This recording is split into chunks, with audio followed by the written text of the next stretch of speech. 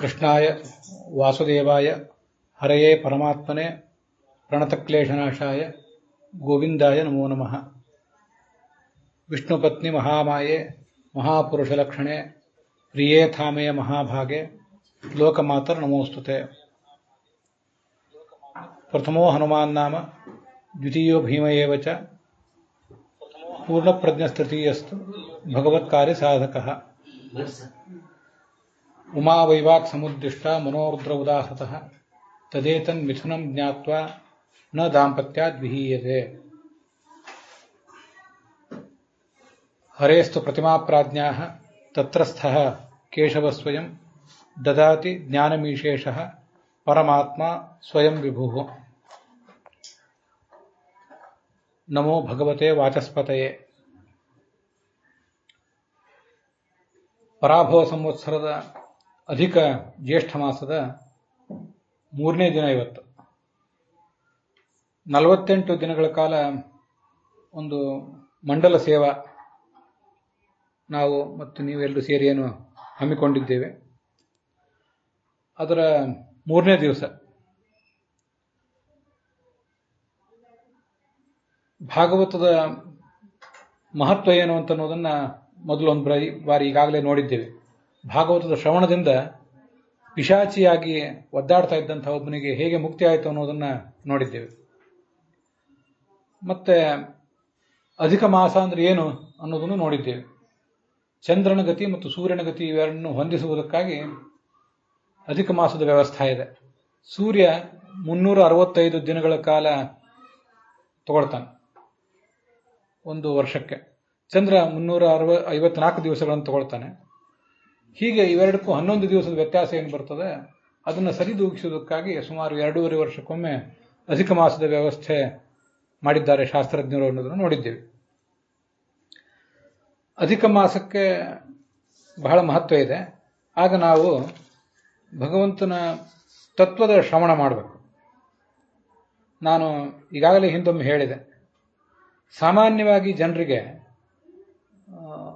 ಒಂದು ಹಣ್ಣು ಅಥವಾ ಒಂದು ತೆಂಗಿನಕಾಯಿ ಅದರ ಒಳಗಿನ ತಿರುಳಿನಿಗಿಂತ ಹೊರಗಿನ ತೊಗಟೆ ಇಷ್ಟ ಆಗಿಬಿಡ್ತದೆ. ವಸ್ತುತಃ ಈ ಜಗತ್ತಿನಲ್ಲಿ ಒಳಗಿನ ತೆಂಗಿನಕಾಯಿ ಅಥವಾ ಹಣ್ಣಿನ ಒಳಗಿನ ತಿರುಳನ್ನೇ ಎಲ್ಲರೂ ಅಪೇಕ್ಷೆ ಪಡ್ತಾರೆ.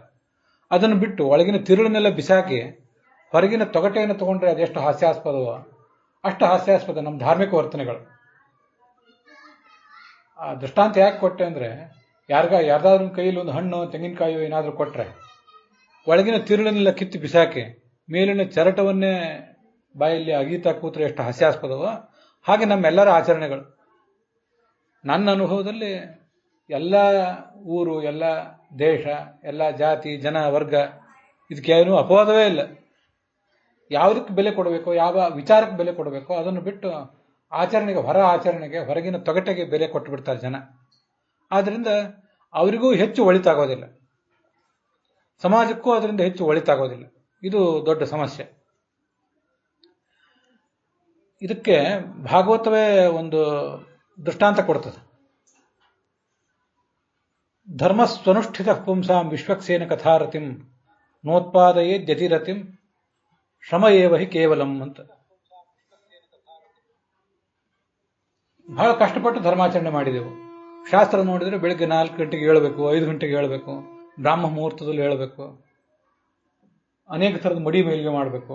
ಅದರಲ್ಲೂ ಶ್ರಾವಣ, ಅಧಿಕ ಮಾಸ ಇಂಥದ್ದೆಲ್ಲ ಬಂದ್ಬಿಟ್ರೆ ಮತ್ತಷ್ಟು ಸಂಭ್ರಮ. ಮಡಿ ಮೈಲಿಗೆಗಳಿಗೆ, ಶೀಲಗಳಿಗೆ ಕೊನೆಯೇ ಇಲ್ಲ. 54 ಬಗೆಯ ಶೀಲಗಳನ್ನು ಹೇಳ್ತಾರೆ ಕೆಲವು ಕಡೆ, ಕೆಲವು ಧರ್ಮಗಳಲ್ಲಿ.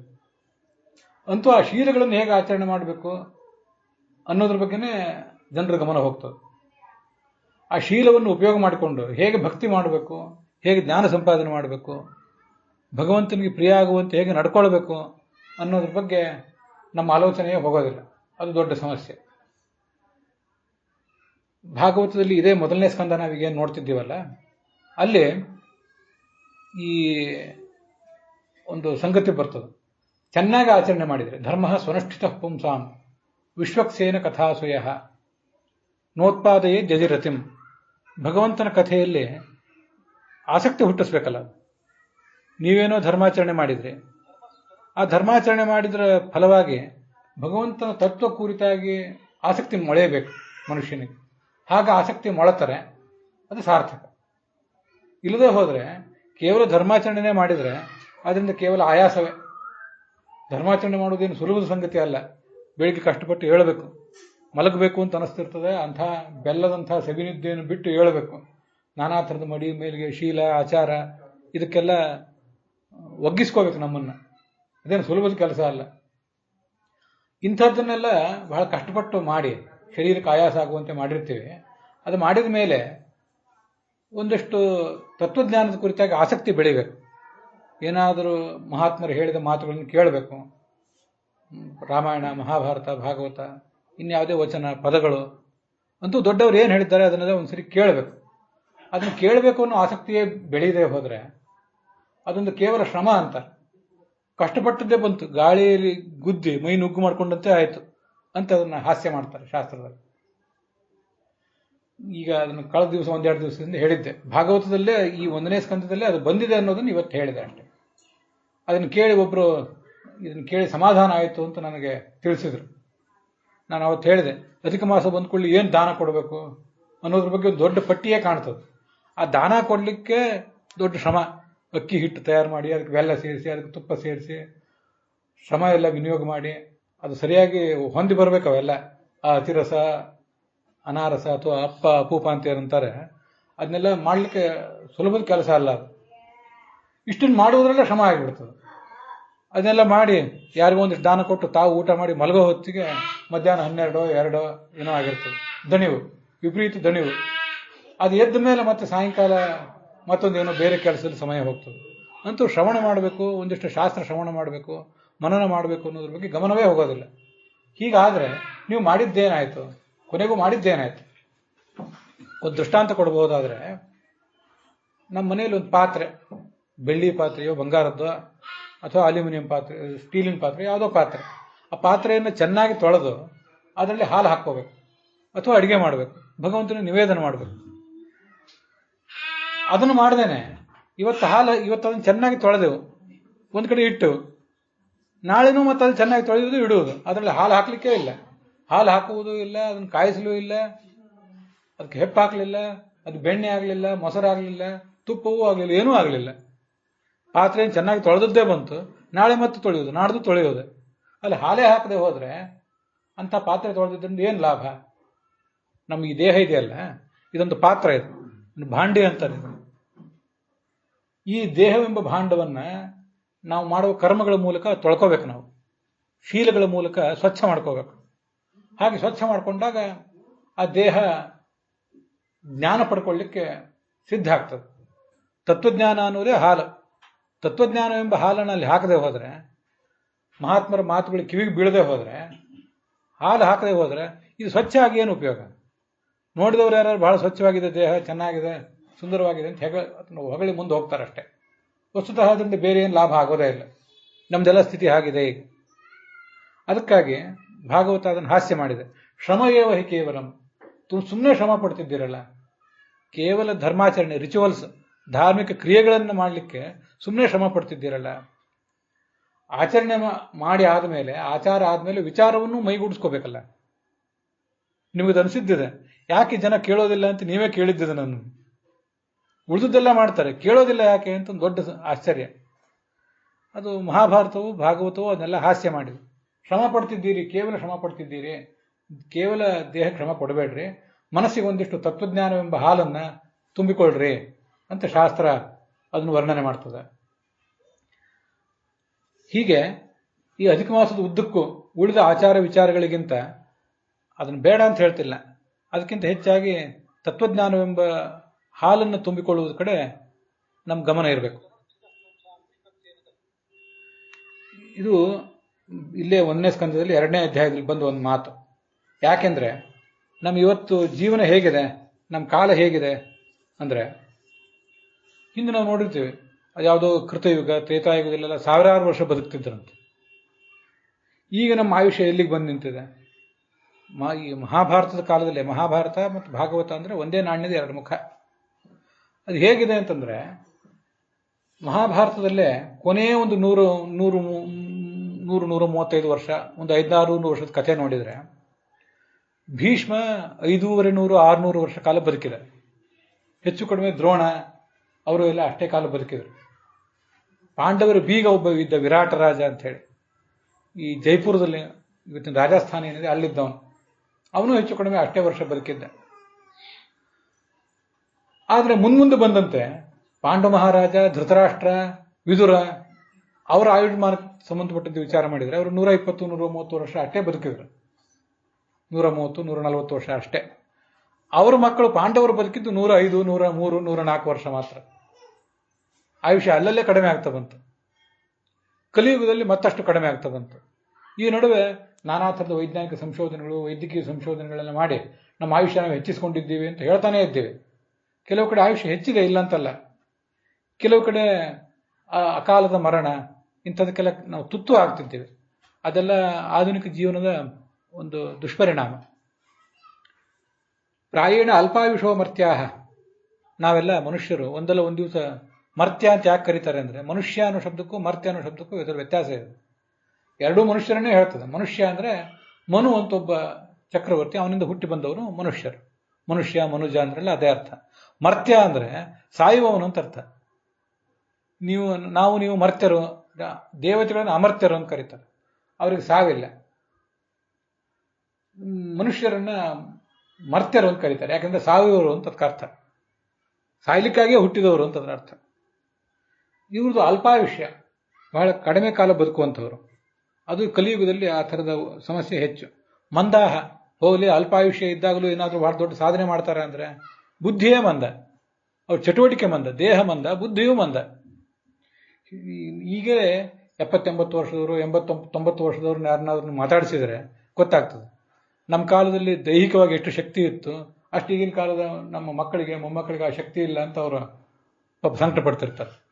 ಆಹಾರಕ್ಕೆ ಇರಬೇಕಾದ ಸತ್ವ ಆವತ್ತೇನಿತ್ತು ಅದು ಇವತ್ತಿಲ್ಲ. ದೈಹಿಕವಾದ ಶಕ್ತಿಯೂ ಇಲ್ಲ, ಮಾನಸಿಕವಾದ ಶಕ್ತಿಯೂ ಇಲ್ಲ. ಮತ್ತೆ ಸದ್ಬುದ್ಧಿ, ವಿವೇಕ ಅಂತ ಅನ್ನೋದು, ಸತ್ಯವಂತಿಕೆ ಅನ್ನೋದು, ಪ್ರಾಮಾಣಿಕತನ ಅಂತ ಅನ್ನೋದು ಏನಿತ್ತು ಈ ಹಿಂದೆ, ಅದು ಕ್ರಮವಾಗಿ ಕಡಿಮೆ ಆಗ್ತಾ ಬಂತು. ಎಲ್ಲ ಕಡೆನೂ, ಎಲ್ಲ ಊರು, ಎಲ್ಲ ಜಾತಿ, ಎಲ್ಲ ಜನಾಂಗ, ಎಲ್ಲ ಕಡೆನೂ ಕೂಡ ಅಸತ್ಯವೇ ಕಾಲಿಡಲಿಕ್ಕೆ ತೊಡಗಿತ್ತು. ಇದು ಈಗಿನ ಸಮಸ್ಯೆ. ಮಂದಾಹ ಸುಮಂದಮತೆಯ, ಅವ್ರ ಚಟುವಟಿಕೆಯೂ ಮಂದ, ಬುದ್ಧಿಯೂ ಮಂದ. ಮಂದ ಭಾಗ್ಯಾಹ, ಇವ್ರ ಅದೃಷ್ಟ ಎಂಥದ್ದು ಅಂದರೆ ಅದು ಮಂದವೇ. ಇವ್ರ ಅದೃಷ್ಟ ಎಂಥದ್ದು, ಇವತ್ತಿನ ಕಾಲಕ್ಕೆ ಒಂದಿಷ್ಟೇನೋ ಶಿಕ್ಷಣ ಪಡ್ಕೊಂಡು, ಒಂದು ತಕ್ಕ ಮಟ್ಟಿನ ಉದ್ಯೋಗ ಪಡ್ಕೊಂಡು, ಮದುವೆ ಮಾಡಿಕೊಂಡು, 1-2 ಮಕ್ಕಳನ್ನು ಹೆತ್ತು ಅವ್ರನ್ನ ಬೆಳೆಸಿ ನಾವು ಸತ್ರ ಅದೇ ದೊಡ್ಡ ಭಾಗ್ಯ ಅನ್ನೋ ಪರಿಸ್ಥಿತಿ ಬಂದಿದೆ. ಅದಕ್ಕಿಂತ ಹೆಚ್ಚಿನ ಸಾಧನೆಯನ್ನು ನಮ್ಮಿಂದೇನು ಯಾರೂ ನಿರೀಕ್ಷೆ ಮಾಡುವ ಸ್ಥಿತಿಯಲ್ಲಿಲ್ಲ. ಎಲ್ಲರೂ ಅವರವರದ್ರಲ್ಲಿ ಮುಳುಗಿಬಿಟ್ಟಿದ್ದಾರೆ. ಆದ್ದರಿಂದ ಅವ್ರ ಭಾಗ್ಯವೂ ಮಂದ. ಇನ್ನು ಮೇಲೆ ಬಹಳ ಪ್ರಧಾನವಾಗಿ ಉಪದ್ರುತಾಹ, ಉಪದ್ರವ ಎಷ್ಟು ನಮಗೆ ಪ್ರತಿಯೊಬ್ಬರಿಗೂ ಗಮನಿಸಿದರೆ ಎಷ್ಟು ಥರದ ಉಪದ್ರವ. ಈ ಸಾಮಾನ್ಯವಾಗಿ ಈ ತಾಪ ಅಂತಂತಾರಲ್ಲ, ತಾಪತ್ರಯ ಅಂತ ಹೇಳ್ತಿರ್ತಾರೆ. 3 ಥರದ ತಾಪ ಅಂತ. ಆದಿಭೌತಿಕ, ಭೂಕಂಪ, ಜಲಪ್ರವಾಹ, ಅಗ್ನಿ ದುರಂತ, ಸುಂಟರ ಗಾಳಿ ಇತ್ಯಾದಿಗಳಿಂದ, ಪಂಚಮಹಾಭೂತಗಳಿಂದ ಬಂದರೆ ಅದನ್ನು ಆದಿ ಭೌತಿಕ ತಾಪ ಅಂತ ಹೇಳ್ತಾರೆ. ಆದಿ ದೈವಿಕ ತಾಪ ಅಂದರೆ ದೇವತಾ ಪ್ರಕೋಪದಿಂದ, ಯಾವುದೋ ದೇವತೆಗಳಿಗೆ ನಾವು ನಡ್ಕೊಳ್ಳಿಲ್ಲ, ದೇವತೆಗಳಿಗೆ ಸಿಟ್ಟು ಬಂದರೆ ಅದರಿಂದ ಬರುವಂಥ ತಾಪವನ್ನು ಆದಿ ದೈವಿಕ ತಾಪ ಅಂತಾರೆ. ಆಧ್ಯಾತ್ಮಿಕ ತಾಪ ಅಂದರೆ ಒಳಗೆ ಜ್ವರ, ರೋಗ ಇತ್ಯಾದಿಗಳು ಬಂದರೆ ಅದನ್ನು ಆಧ್ಯಾತ್ಮಿಕ ತಾಪ ಅಂತಾರೆ. ಇಷ್ಟನ್ನೇ ಇಂಥವನ್ನ ಕೆಲವೊಂದು ಪಟ್ಟಿ ಮಾಡಿದ್ರು ಹಿಂದಿನವರು. ಇವತ್ತು ಹೊಸ ಹೊಸ ಥರದ ರೋಗಗಳು, ಆ ರೋಗಗಳಿಗೆ ಹೊಸ ಹೊಸ ಹೆಸರಿಡೋ ಪರಿಸ್ಥಿತಿ ಬಂದಿದೆ. ಮತ್ತೆ ಎಲ್ಲ ಕಡೆನೂ ಅಸತ್ಯ, ಅಪ್ರಾಮಾಣಿಕತನ ಆಗಿರೋದ್ರಿಂದ ಉಪದ್ರವಗಳೆಷ್ಟು. ಒಳ್ಳೆಯ ಕೆಲಸ ಮಾಡಲಿಕ್ಕೆ ಉಪದ್ರವಗಳೇ ಬಹಳ ಈಗಿನ ಕಾಲದಲ್ಲಿ. ಏನಾದರೂ ಮಾಡ್ತೀವಿ, ಒಳ್ಳೆ ಕೆಲಸ ಮಾಡ್ತೀವಿ, ಒಂದು ಒಳ್ಳೆ ವಿಚಾರ ಮಾಡ್ತೀವಿ, ನಮಗೆ, ನಮ್ಮ ಕುಟುಂಬಕ್ಕೆ, ಸಮಾಜಕ್ಕೆ ಉಪಯುಕ್ತವಾದನ್ನು ಮಾಡ್ತೀವಿ ಅಂದರೆ ಅದಕ್ಕೆ ಉಪದ್ರವಗಳು ಬಹಳ. ಇಂತಹ ಪರಿಸ್ಥಿತಿಯಲ್ಲಿ ನಾವಿವತ್ತು ಇದ್ದೀವಿ. ಬಹಳ ಕೇಳುವುದಂತ ವಿಚಾರ ಮಾಡಿದರೆ ಬಹಳ ಇದೆ. ಮಹಾಭಾರತದಲ್ಲಿ 1,00,000 ಶ್ಲೋಕ ಇವೆ, ಭಾಗವತದಲ್ಲಿ 18,000 ಶ್ಲೋಕ ಇವೆ, ರಾಮಾಯಣದಲ್ಲಿ 25,000 ಶ್ಲೋಕ ಇವೆ. ಇನ್ನು ಉಳಿದ ಪುರಾಣಗಳನ್ನ ಆ ಕಡೆ ಇಡ್ರಿ, ಉಳಿದ ವಚನಗಳು, ಪದಗಳನ್ನ ಆ ಕಡೆ ಇಟ್ಬಿಡ್ರಿ, ಅವೆಲ್ಲ ಬೇರೆನೇ ಆಯಿತು. ಉಪನಿಷತ್ತುಗಳು, ವೇದಗಳು, ಅದನ್ನು ಬಿಟ್ಟುಬಿಡೋಣ. ಬಹಳ ಸುಲಭವಾಗಿ ಜನರಿಗೆ ಅರ್ಥ ಆಗುವಂಥದ್ದು ರಾಮಾಯಣ, ಮಹಾಭಾರತ, ಭಾಗವತ. ಇದರಲ್ಲೇ 1,25 + 18 ಇಷ್ಟು ಶ್ಲೋಕಗಳಿವೆ. ತಿಳಿಯಬೇಕಾದದ್ದು ಬಹಳ ಇದೆ, ಮಾಡಬೇಕಾದದ್ದು ಬಹಳ ಇದೆ. ಅದರೊಳಗೆ ಏನು ಸಾರಭೂತವಾದನ್ನು ಅದನ್ನು ಮಾಡಬೇಕು. ಅಂತ ಶಾಸ್ತ್ರ ನಮ್ಮನ್ನ ಎಚ್ಚರಿಸ್ತದೆ. ಶಾಸ್ತ್ರವನ್ನ ಕೇಳಿದಾಗ ನಮಗೇನಾಗ್ತದೆ, ತತ್ವಜ್ಞಾನ ಪಡ್ಕೋತೀವಲ್ಲ, ಅದರಿಂದ ಏನಾಗ್ತದೆ ಅಂದರೆ, ಈಗ ಹೃದಯದ ಗಂಟು ಒಡಿತದೆ. ಭಗವಂತನನ್ನು ಕಂಡಾಗ, ತತ್ವಜ್ಞಾನ ಪಡ್ಕೊಂಡಾಗ ಹೃದಯದ ಗಂಟು ಒಡಿತದೆ. ಅಂದರೆ ಈ ಭೌತ ದೇಹದಲ್ಲಿ ನಾವೇನೀಗ ಬದ್ಧರಾಗಿದ್ದೀವಲ್ಲ, ಅದು ನಮ್ಮನ್ನು ಹಿಡಿದಿಟ್ಟಿದೆಯಲ್ಲ ಈ ದೇಹ, ಈ ದೇಹದ ಗಂಟು ಒಡೆದು ಹೋಗ್ತದೆ. ಎಲ್ಲ ಸಂಶಯಗಳು ಪರಿಹಾರ ಆಗ್ತವೆ. ಈಗೆಲ್ಲ ಸಂಶಯಗಳಲ್ಲೇ ಮುಳುಗಿದ್ದೀವಿ ನಾವು. ಭಗವಂತನನ್ನು ಕಂಡಾಗ ಎಲ್ಲ ಸಂಶಯಗಳು ಪರಿಹಾರ ಕಾಣ್ತವೆ. ಕ್ಷೀಯಂತೇಚ ಅಷ್ಟೇ ಕರ್ಮಾಣಿ, ದೊಡ್ಡ ಪ್ರಮಾಣದ ಕರ್ಮ, ಪ್ರಾರಬ್ಧ ಕರ್ಮ, ಪ್ರತಿನಿತ್ಯ ಓಡಾಡ್ತಿರ್ತೀವಿ ನಮ್ಮ ಪ್ರಾರಬ್ಧ ಕರ್ಮ ಹೀಗಿದೆ ಅಂತ ಹೇಳಿ. ಏನು ಮಾಡೋದು, ನಮ್ಮ ಪ್ರಾರಬ್ಧ ಹೀಗೆ ಅನುಭವಿಸಬೇಕಾಗಿದೆ ಅಂತ ನಾವು ಒದ್ದಾಡ್ತಿರ್ತೇವೆ. ಹೀಗೆ ಆ ಕರ್ಮಗಳು ನಮಗೆ ತೊಂದರೆ ಕೊಡ್ತೇವೆ. ಎಲ್ಲ ಕರ್ಮಗಳು ನಷ್ಟ ಆಗುವುದು ಯಾವಾಗ ಅಂದರೆ ಕೊನೆಗೊಂದು ಬಾರಿ ಭಗವಂತನನ್ನು ಕಂಡಾಗ. ಅದಕ್ಕಾಗಿ ಭಾಗವತದ ಶ್ರವಣ ಮಾಡಬೇಕು. ಇಲ್ಲಿ ನಾವೀಗಾಗಲೇ ಅದನ್ನ ಈ ಒಂದು ಹಿಂದಿನ ದಿವಸ ನಾವು ಅದನ್ನು ನೋಡಿದ್ವಿ, ಒಂದೆರಡು ದಿವಸದ ಹಿಂದೆ ಅದನ್ನು ನೋಡಿದ್ವಿ. ಭಗವಂತನಾದ ನರಸಿಂಹನನ್ನು ಧ್ಯಾನ ಮಾಡಬೇಕು. ನರಸಿಂಹನನ್ನು ಧ್ಯಾನ ಮಾಡಿದರೆ ಬರುವಂಥ ಸಮಸ್ಯೆಗಳೆಲ್ಲ ಪರಿಹಾರ ಕಾಣ್ತವೆ. ನರಸಿಂಹ ದುಷ್ಟಶಕ್ತಿಗಳೆಲ್ಲ ಹೊಡೆದಟ್ಟಿದ. ಅದರಂತೆ ತನ್ನ ಭಕ್ತನಾದ ಪ್ರಹ್ಲಾದನನ್ನು ಮೇಲೆ ಎತ್ತಿ ಹಿಡಿದ. ಅದು ಮುಂದೆ 6-7ನೇ ಸ್ಕಂದದಲ್ಲಿ ಅದರ ಕಥಾ ಬರೋದಿದೆ. ದದಾರ ಕರದೈರು ಊರವು ಏರಕಾನ್ ಕಟಕೃದ್ಯಥ. ಚಾಪೆ ಹೊಸಿ ಕೆಲವರು ತಯಾರು ಮಾಡ್ತಿರ್ತಾರಲ್ಲ, ಬಿದಿರಿನ ಚಾಪೆ.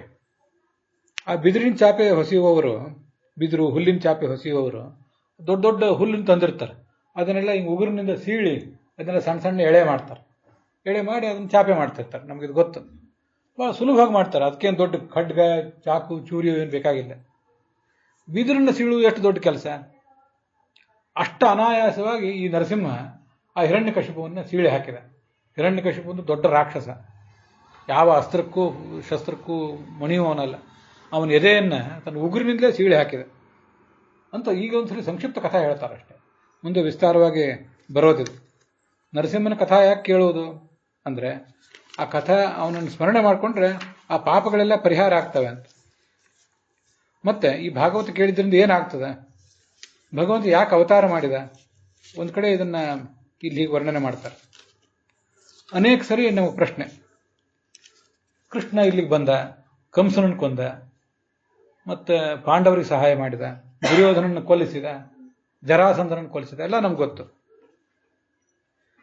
ಅವನು ಭಗವಂತ ಇವ್ರನ್ನೆಲ್ಲ ಕೊಲ್ಲಬೇಕು ಅಂತಿದ್ರೆ ಇಷ್ಟೆಲ್ಲ ಅವತಾರ ಮಾಡಬೇಕಾಗಿತ್ತ? ಸರ್ವಶಕ್ತ, ಸರ್ವಜ್ಞ ಅವನು, ತಾನಿದ್ದಲ್ಲಿಂದ್ರೆ ಮಾಡ್ಬೋದಲ್ಲ. ಅದಕ್ಕಾಗಿ ಅವತಾರ ಇದೆಲ್ಲ ಬೇಕಾ ಅಂತ ಕೆಲವು ಬಾರಿ ಪ್ರಶ್ನೆ ಬರ್ತಿರ್ತದೆ. ಯಾಕೆ ಅವತಾರ ಮಾಡಿದ? ಕುಂತಿ ಕೃಷ್ಣನ ಸ್ತೋತ್ರ ಮಾಡುವಾಗ ಒಂದ್ ಕಡೆ ಹೇಳ್ತಾಳೆ, ಭವೇಸ್ಮಿನ್ ಕ್ಲಿಶ್ಯಮಾನಾನಾಂ ಅವಿದ್ಯಾ ಕಾಮಕರ್ಮಭಿ ಶ್ರವಣ ಸ್ಮರಣಾರ್ಹಾಣಿ ಕರಿಷ್ಯನ್ನಿತಿ ಕೇಚನ. ಅವಳು ಅನೇಕ ಕಾರಣ ಹೇಳ್ತಾಳೆ. ಅದರಲ್ಲಿ ಒಂದು ಕಾರಣ ನನ್ನ ಮನಸ್ಸನ್ನು ಯಾವತ್ತೂ ಮನಸ್ಸಿನಲ್ಲಿ ಆಳವಾಗಿ ಬೇರೂರಿರುವಂತಹ ಒಂದು ಕಾರಣ ಇಲ್ಲಿದ್ದದನ್ನು ಹೇಳ್ತೇನೆ. ನಾವೆಲ್ಲ ಇದ್ದೇವಲ್ಲ, ನಾನಾ ಥರದ ಆಸೆ, ದುರಾಸೆ, ಭಯ, ಏನೇನೋ ಕರ್ಮ ಮಾಡಿದ್ದೀವಿ. ಅದರ ಪರಿಣಾಮವಾಗಿ ಸಂಸಾರದಲ್ಲಿ ನಾವು ಸಿಕ್ಕೊಂಡಿದ್ದೇವೆ. ಸಂಸಾರದಲ್ಲಿ ಏನು ನಾವು ಸಿಕ್ಕಿ ಬಿದ್ದಿದ್ದೀವಲ್ಲ, ನಮಗೆ ಏನಾದರೂ ಒಂದು ಒಳ್ಳೆಯ ವಿಷಯ ಬೇಕಲ್ಲ, ಕೇಳಲಿಕ್ಕೆ, ಆಡಲಿಕ್ಕೆ, ನೆನಪು ಮಾಡ್ಕೊಳ್ಳಿಕ್ಕೆ, ಪರಸ್ಪರ ಮಾತಾಡ್ಕೊಳ್ಳಿಕ್ಕೆ ಒಂದು ಒಳ್ಳೆಯ ಏನಾದರೂ ವಿಷಯ ಬೇಕು. ಅದನ್ನು ಕೊಡುವುದಕ್ಕಾಗಿ ಭಗವಂತ ಅವತಾರ ಮಾಡಿದ ಅಂತ ಹೇಳ್ತಾರೆ. ಒಂದು ವೇಳೆ ಇದಿಲ್ಲದೆ ಹೋಗಿದ್ರೆ, ಭಗವಂತ ಸರ್ವಜ್ಞ, ಸರ್ವಶಕ್ತ, ಅಲ್ಲೇ ತಾನು ಎಲ್ಲಿರ್ತಾನೋ ಅಲ್ಲೇ ಕೂತು ಈ ರಾವಣನೋ, ಕುಂಭಕರ್ಣನೋ, ಹಿರಣ್ಯಕಶಿಪು, ಜರಾಸಂಧನೋ, ಕಂಸನೋ ಅವರು ಅಲ್ಲಿ ಯಾವ ಜಾಗದಲ್ಲಿ ಇದ್ದಾರೋ ಅಲ್ಲೇ ಹೃದಯಾಘಾತ ಆಗಿ ಸತ್ತು ಹೋಗ್ಲಿ ಅಂತ ಮಾಡಿದ್ರೆ ಆಗ್ತಿತ್ತು. ಆಗುವುದೇನು ದೊಡ್ಡ ವಿಚಾರ ಅಲ್ಲ. ಆದರೆ ಯಾರು ಕೊಂದ್ರು ನಮಗೇನು ಗೊತ್ತಾಗ್ತಿತ್ತು? ಏನೋ ಹಾರ್ಟ್ ಅಟ್ಯಾಕ್ ಆಗಿ ಸತ್ತ ಬಿಡ್ರಿ. ಏನಾಗ್ತಿತ್ತಂದ್ರೆ, ನಮಗೇನು ಬೇಕಾಗಿದೆ, ನಮಗೆ ಮಾದರಿ ಏನು ಬೇಕಾಗಿದೆ, ಮಾಡೆಲ್ ಏನು ಬೇಕಾಗಿದೆ ಅಂದರೆ, ಯಾರು ಮನುಷ್ಯರು ದುರ್ವರ್ತನೆ, ದುರಾಚಾರ ಮಾಡ್ತಾರಲ್ಲ, ಅವ್ರಿಗೇನು ಶಿಕ್ಷೆ ಕೊಡ್ತಾನೆ ಭಗವಂತ, ಅಥವಾ ತನ್ನ ಭಕ್ತರಿಂದ ಏನು ಶಿಕ್ಷೆ ಕೊಡಿಸ್ತಾನೆ ಅನ್ನೋದನ್ನ ಪ್ರತ್ಯಕ್ಷ ತೋರಿಸ್ಬೇಕಾಗಿದೆ. ಇವತ್ತು ಭಗವಂತ ಈ ದೇಶದಲ್ಲಿ, ಈ ಭೂಮಿಯಲ್ಲಿ ಅವತಾರ ಮಾಡಿ ರಾವಣ ಕುಂಭಕರ್ಣನನ್ನು ಕೊಂದ, ಕೃಷ್ಣನಾಗಿ ಇಷ್ಟೆಲ್ಲ ಲೀಲಾ ಮಾಡಿದ. ಕಲಿಯುಗದಲ್ಲಿ ಅಧರ್ಮ ಮಿತಿಮೀರಿದಾಗ ಕೊನೆಗೆ ತಾನೇ ಕಲ್ಕಿಯಾಗಿ ಬಂದು ಕುದುರೆ ಏರಿ ಎಲ್ಲರನ್ನು ಸಂಹಾರ ಮಾಡ್ತಾನೆ ಅಂತ ಹೇಳ್ತೀವಿ. ಇಷ್ಟೆಲ್ಲ ಅವನು ಮಾಡಿದರೂ ಕೂಡ ನಮಗೇನಾದ್ರು ಆಸ್ತಿಕತೆ ಸದ್ಬುದ್ಧಿ ಬಂದಿದೆ? ಆ ದೇವ್ರೇನ್ ಮಾಡ್ತಾನೆ, ಎಲ್ಲಿದ್ದಾನೆ, ದೇವ್ರು ಎಲ್ಲಿದ್ದಾನೆ ಅಂತ ಕೇಳೋರು ಕೆಲವರು, ದೇವ್ರು ಏನ್ ಮಾಡ್ತಾನೆ ಅಂತ ಇನ್ ಕೆಲವರು, ದೇವ್ರು ನಮಗೇನ್ ಮಾಡಿದ ಅಂತ ಇನ್ ಕೆಲವರು. ಇಷ್ಟೆಲ್ಲ ಅವನು ಇಲ್ಲಿ ಬಂದು ಅವತಾರ ಮಾಡಿ ಹೋದ್ಮೇಲೂ ಈ ಪ್ರಶ್ನೆ. ಒಂದು ವೇಳೆ ಅವನು ಇಲ್ಲಿ ಬಂದೇ ಇಲ್ಲದೆ ಹೋದ್ರೆ ಏನಾಗ್ತಿತ್ತು ಅಂದ್ರೆ, ಯಾರೋ ಎಲ್ಲೋ ಹೃದಯಾಘಾತ ಆಗಿ ಸತ್ರು ಅಂದ್ರೆ, ಮತ್ತೇನೋ ಕಾರಣದಿಂದ ಸತ್ರು ಅಂದ್ರೆ, ಅದು ದೇವ್ರು ಏನ್ ಮಾಡಿದ್ದಾನೆ? ಹೇಗೂ ದೇವ್ರು ಮಾಡಿದ್ದು ನಾವು ನೋಡ್ಲಿಲ್ಲಲ್ಲ, ಅದು ಹೇಳಿ ಪುರಾಣವೂ ಇಲ್ಲ. ದೇವ್ರು ಹೇಳಿದ್ದು ಇದ್ರೆ, ದೇವ್ರು ಮಾಡಿದ್ದಿದ್ರೆ ಅದನ್ನು ವರ್ಣನೆ ಮಾಡ್ಲಿಕ್ಕೆ ಪುರಾಣ ಬೇಕು. ಮತ್ತೆ ಅವನೇ ಮಾಡಿಲ್ಲದೆ ಹೋದ್ರೆ ಅದನ್ನ ನೋಡೋರು ಯಾರು? ಏನೋ ಹಾಗಾಗಿ ಸತ್ತ ಅಂತ ಅದನ್ನ ನಿರ್ಲಕ್ಷ್ಯ ಮಾಡ್ತಿದ್ವಿ. ಮತ್ತೇನು ಮಾತಾಡ್ಕೊತಿದ್ವಿ ಪರಸ್ಪರ, ಒಂದು ಕಿವಿಗೆ ಬೀಳಲಿಕ್ಕೆ, ಒಳ್ಳೆ ಮಾತಾಡ್ಲಿಕ್ಕೆ ಏನಾದ್ರೂ ಒಂದು ಒಳ್ಳೆ ಶಬ್ದ ಬೇಕಲ್ಲ. ಇದು ಯಾವುದೂ ಇಲ್ಲ.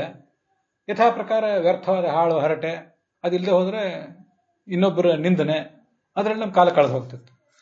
ಭಗವಂತ ಇಲ್ಲಿ ಅವತಾರ ಮಾಡಿದ್ರಿಂದ ಒಂದಿಷ್ಟು ರಾಮಾಯಣ ಕೇಳ್ತೀವಿ, ಆಗಾಗ ಒಂದಿಷ್ಟು ಭಾಗವತ ಕೇಳ್ತೀವಿ, ಒಂದಿಷ್ಟು ಮಹಾಭಾರತ ಕೇಳ್ತೀವಿ, ಕನಿಷ್ಠ ಪಕ್ಷ ಶ್ರಾವಣ ಮಾಸದಲ್ಲಿ ಆದ್ರೂ ಕೇಳ್ತೀವಿ.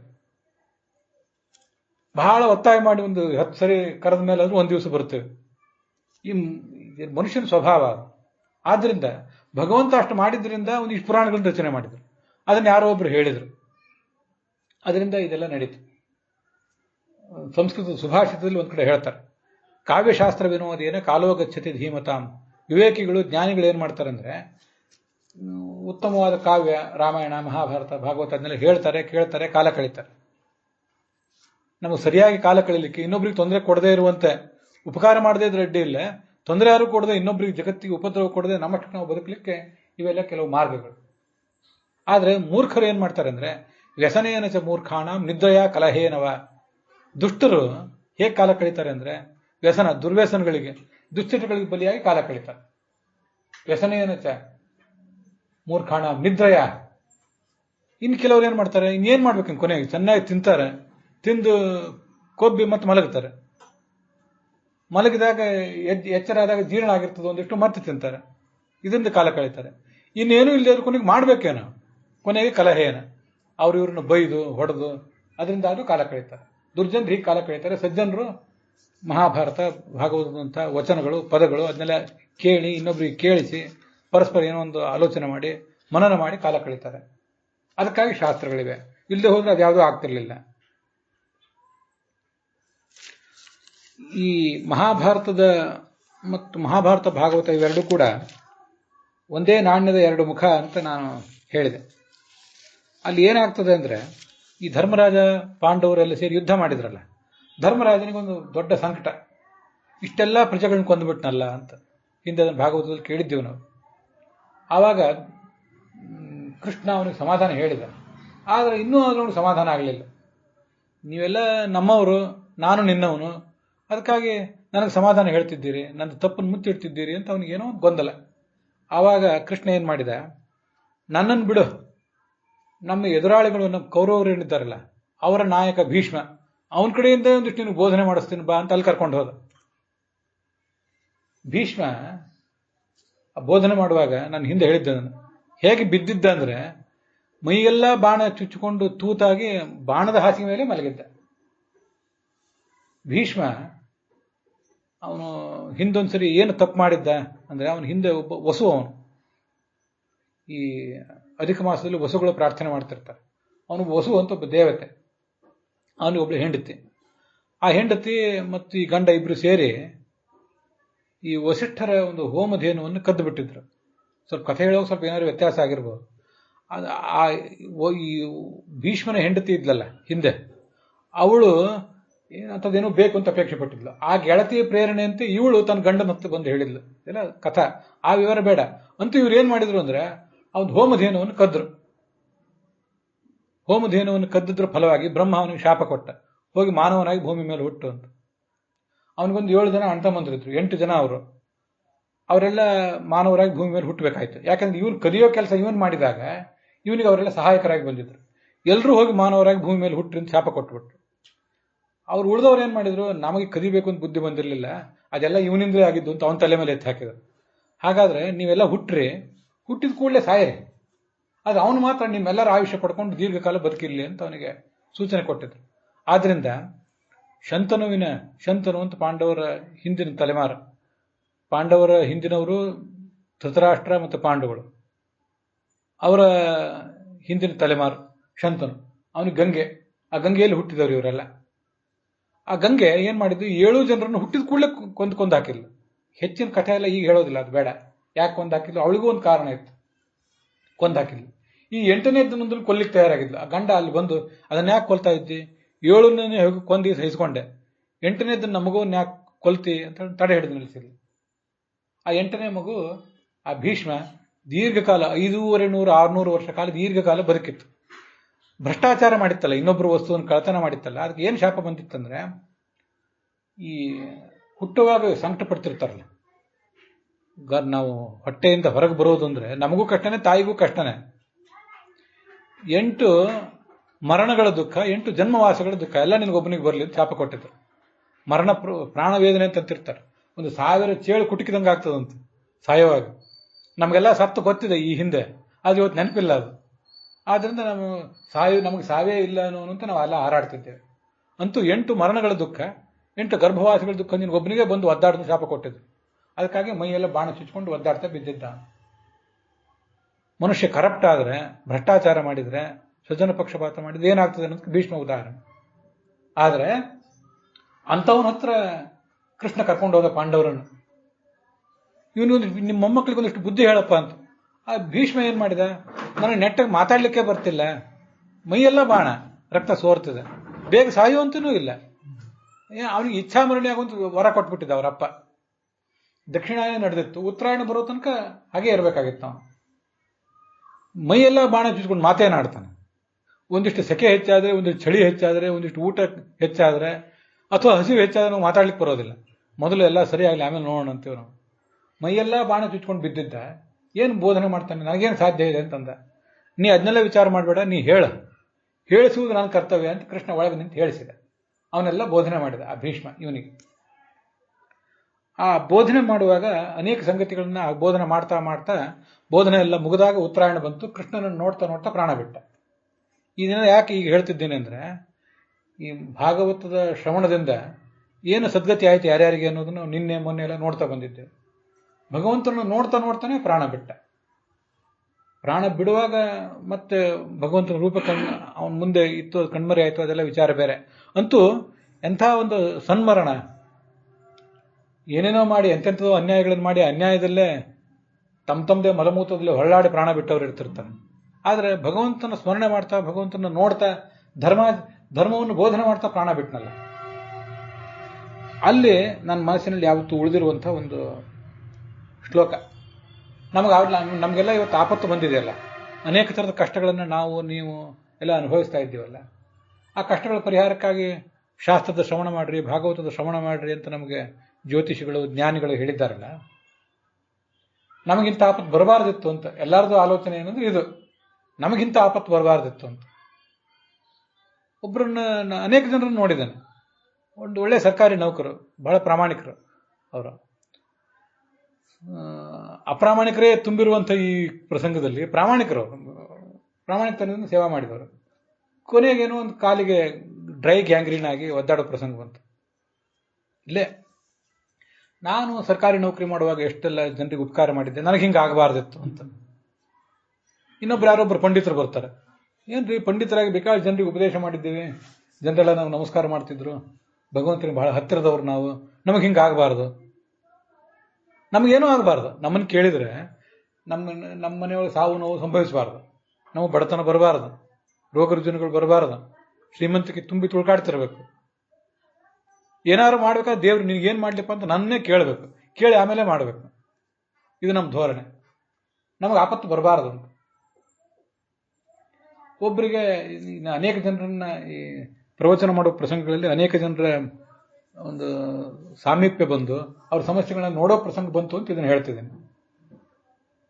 ಏನೋ ಸಮಸ್ಯೆ, ಗಂಡ ಹೆಂಡತಿ ನಡುವೆ ಸಮಸ್ಯೆ, ಮಕ್ಕಳ ನಡುವೆ ಸಮಸ್ಯೆ, ಇರ್ಲಿ ಬಿಡ್ರಿ, ಯಾಕೆ ಹೆಚ್ಚು ದುಃಖ ಪಡ್ತೀರಿ, ಇದೆಲ್ಲ ಪ್ರಾರಬ್ಧ ಕರ್ಮ ಅಂತ ಉತ್ತರ ಹೇಳಿದ್ರೆ ಅವ್ರದ್ದು ಕ್ರಾಸ್ ಕ್ವಶನ್ ಏನಂದ್ರೆ, ಅದೇನು ಪ್ರಾರಬ್ಧ ಕರ್ಮ, ಯಾವ ಜನ್ಮದ ಪ್ರಾರಬ್ಧ ಕರ್ಮ, ಅದು ಸ್ವಲ್ಪ ತೋರಿಸ್ರಿ ನಮಗೆ, ದೇವ್ರು ತೋರಿಸ್ಬಾರ್ದೇನು? ಈಗ ದೇವರು ನಮ್ಮ ಪ್ರಾರಬ್ಧ ಕರ್ಮ ಇದು ಯಾವುದೋ ಜನ್ಮದಲ್ಲಿ ಹೀಗೆ ಮಾಡಿದ್ದೆ, ಅದ್ರ ಫಲವಾಗಿ ಹಿಂಗಾಯ್ತು ಅಂತ ನಮ್ಗೆ ಏನಾದ್ರು ತೋರಿಸ್ಲಿಕ್ಕೆ ತೊಡಗಿದ್ರೆ ಅದನ್ನ ತಿಳ್ಕೊಳ್ಳೋ ಶಕ್ತಿ ನಮಗಿದೆಯೇನೋ? ನಂದೊಂದು ಪ್ರಶ್ನೆ, ನಿನ್ನೆ ಮಧ್ಯಾಹ್ನ ಏನು ಊಟ ಮಾಡಿದ್ದಿ ನೀನು? ಏನು ಅಡಿಗೆ ಮಾಡಿದ್ರಿ ಮನೆಯೊಳಗೆ? ಅಡಿಗೆ ಮಾಡಿದವ್ರಿಗೆ ನೆನಪಿದೇನು? ಉಂಡವ್ರಿಗೆ ನೆನಪಿದೇನು? ನಿನ್ನೆ ನೀವು ಯಾವ ಬಣ್ಣದ ಬಟ್ಟೆ ಹಾಕೊಂಡಿದ್ರಿ? ಮೊನ್ನೆ ಏನು ಹಾಕೊಂಡಿದ್ರಿ? ನಿಮ್ಗೇನು ನೆನಪಿದೆ? ಇಂಥದ್ರಲ್ಲಿ ಯಾವುದೋ ಜನ್ಮದ ಪ್ರಾರಬ್ಧ ಕರ್ಮ, ಅಲ್ಲಿ ಹೀಗೇನೋ ಮಾಡಿದ್ರಿ, ಇಂಥ ಅನ್ಯಾಯ ಮಾಡಿದ್ರಿ, ಅದರ ಫಲವಾಗಿ ನಿಮ್ಗೆ ಹೀಗೇನೋ ಆಯ್ತು ಅಂತ ದೇವ್ರು ತೋರಿಸ್ತಾ ಹೋದ್ರೆ ಮನುಷ್ಯರಿಗೆ ಹುಚ್ಚು ಹಿಡಿತದಷ್ಟೇ. ಈಗ ಅರ್ಧ ಹುಚ್ಚು ಹಿಡಿದ್ರೆ ಆಮೇಲೆ ಪೂರ್ತಿ ಹುಚ್ಚು ಹಿಡಿತದೆ.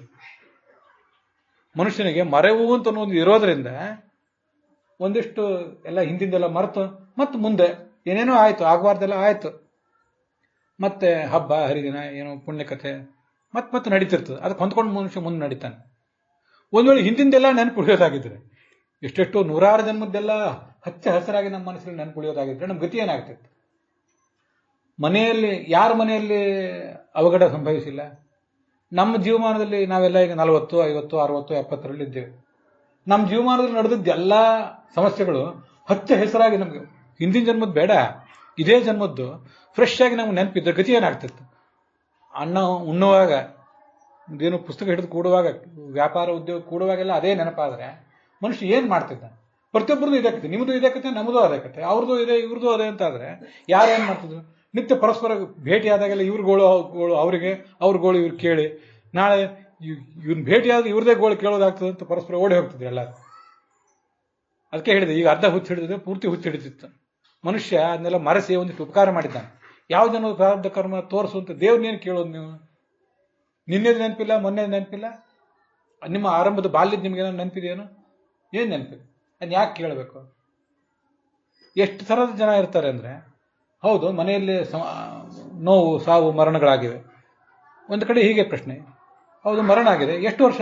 ಈ ವರ್ಷ ಒಬ್ರು ಸತ್ರು, ಅದ್ರ ಹಿಂದಿನ ವರ್ಷ ಒಬ್ರು ಸತ್ರು, ಅದ್ರ ಹಿಂದಿನ ವರ್ಷ ಒಬ್ರು ಸತ್ರು. ಸರಿ, ಈ ವರ್ಷ ಸತ್ತವರಿಗೆ ಎಷ್ಟು ವರ್ಷ? 72 ವರ್ಷ. ನಿನ್ನೆ ಸತ್ತವರಿಗೆ ಎಷ್ಟು? 80 ವರ್ಷ. ಆಮೇಲೆ ಅದಕ್ಕಿಂತ ಹಿಂದಿನ ವರ್ಷ ಸತ್ತವರಿಗೆ ಅವ್ರಿಗೂ ಒಂದು 73, 74. ಮತ್ತೆ ಯಾಕೆ ಒದ್ದಾಡ್ತಿದ್ದೀರಿ? ಹಾಗಾದ್ರೆ ನಿಮ್ ಲೆಕ್ಕದಲ್ಲಿ 80, 90, 100 ಆದ್ರೂ ಇನ್ನೂ ಬದುಕೇ ಇರ್ಬೇಕಾಗಾದ್ರೆ ಯಾರೂ ಸಾಯಲೇಬಾರದು ಅಂತ ಆದ್ರೆ ಇನ್ನು ಮಾಡುವುದೇನು? ಎಳೆ ಮಕ್ಕಳು ಸತ್ತರೆ ಸಂಕಟ ಪಡೋದಕ್ಕೆ ಅರ್ಥ ಇದೆ. ಜೀವನ ಇನ್ನೂ ಕಾಣದೇ ಇರೋ ಮಕ್ಕಳು ಕಂಡ್ರೆ, ಆ ಥರದ ಏನಾದ್ರು ಸಮಸ್ಯೆ ಅನುಭವಿಸಿದ್ರೆ ಅದಕ್ಕೆ ಮನುಷ್ಯನ ಕಷ್ಟ ಅರ್ಥ ಆಗ್ತದೆ. ಈ ಮಕ್ಕಳನ್ನ ಕಂಡಿದ್ದಾರೆ, ಮೊಮ್ಮಕ್ಕಳನ್ನ ಕಂಡಿದ್ದಾರೆ, ಅಂಥವರು ಕೂಡ ಇನ್ನು ಸಾಯಬಾರ್ದು ಅಂತ ಆಲೋಚನೆ ಮಾಡಿದ್ರೆ, ನಾವು ಅದಕ್ಕಾಗಿ ಗೋಳಾಡುವುದಾದ್ರೆ ನಮ್ಗೆ ಗೋಳೆ ಮುಗಿಯೋದಿಲ್ಲ. ನೀವು ತತ್ವಜ್ಞಾನ ಶ್ರವಣ ಮಾಡೋದು ಯಾವಾಗ? ವಚನ ಶ್ರವಣ ಮಾಡೋದು ಯಾವಾಗ? ಪದ ಶ್ರವಣ ಮಾಡೋದು ಯಾವಾಗ? ಯಾವಾಗಾದ್ರೂ ದೇವಸ್ಥಾನಕ್ಕೆ ಹೋಗಿ ಅಲ್ಲಿ ನಮಸ್ಕಾರ ಮಾಡೋದು ಯಾವಾಗ? ನನಗಂತೂ ದೇವ್ರ ಮೇಲೆ ನಂಬಿಕೆ ಹೊರಟು ಹೋಗಿದೆ. ಪ್ರತಿ ವರ್ಷ 6 ತಿಂಗಳಿಗೊಂದೊಂದು ಮರಣ ಅಂತ ಆದ್ರೆ ಇಷ್ಟು ದಿವಸ ನಾನು ಯಾಕೆ ದೇವ್ರ ಸೇವಾ ಮಾಡಬೇಕು ಅಂತ ಕೇಳಿದವರಿದ್ದಾರೆ. ಹಾಗಾದ್ರೆ ನಾ ಹೇಳಿದೆ, ಆಯ್ತು ದೇವಸ್ಥಾನಕ್ಕೆ ಹೋಗೋದನ್ನ ಬಿಟ್ಟು ಬಿಡ್ರಿ, ದೇವ್ರು ನಂಬುದನ್ನೇ ಬಿಟ್ಟು ಬಿಡ್ರಿ.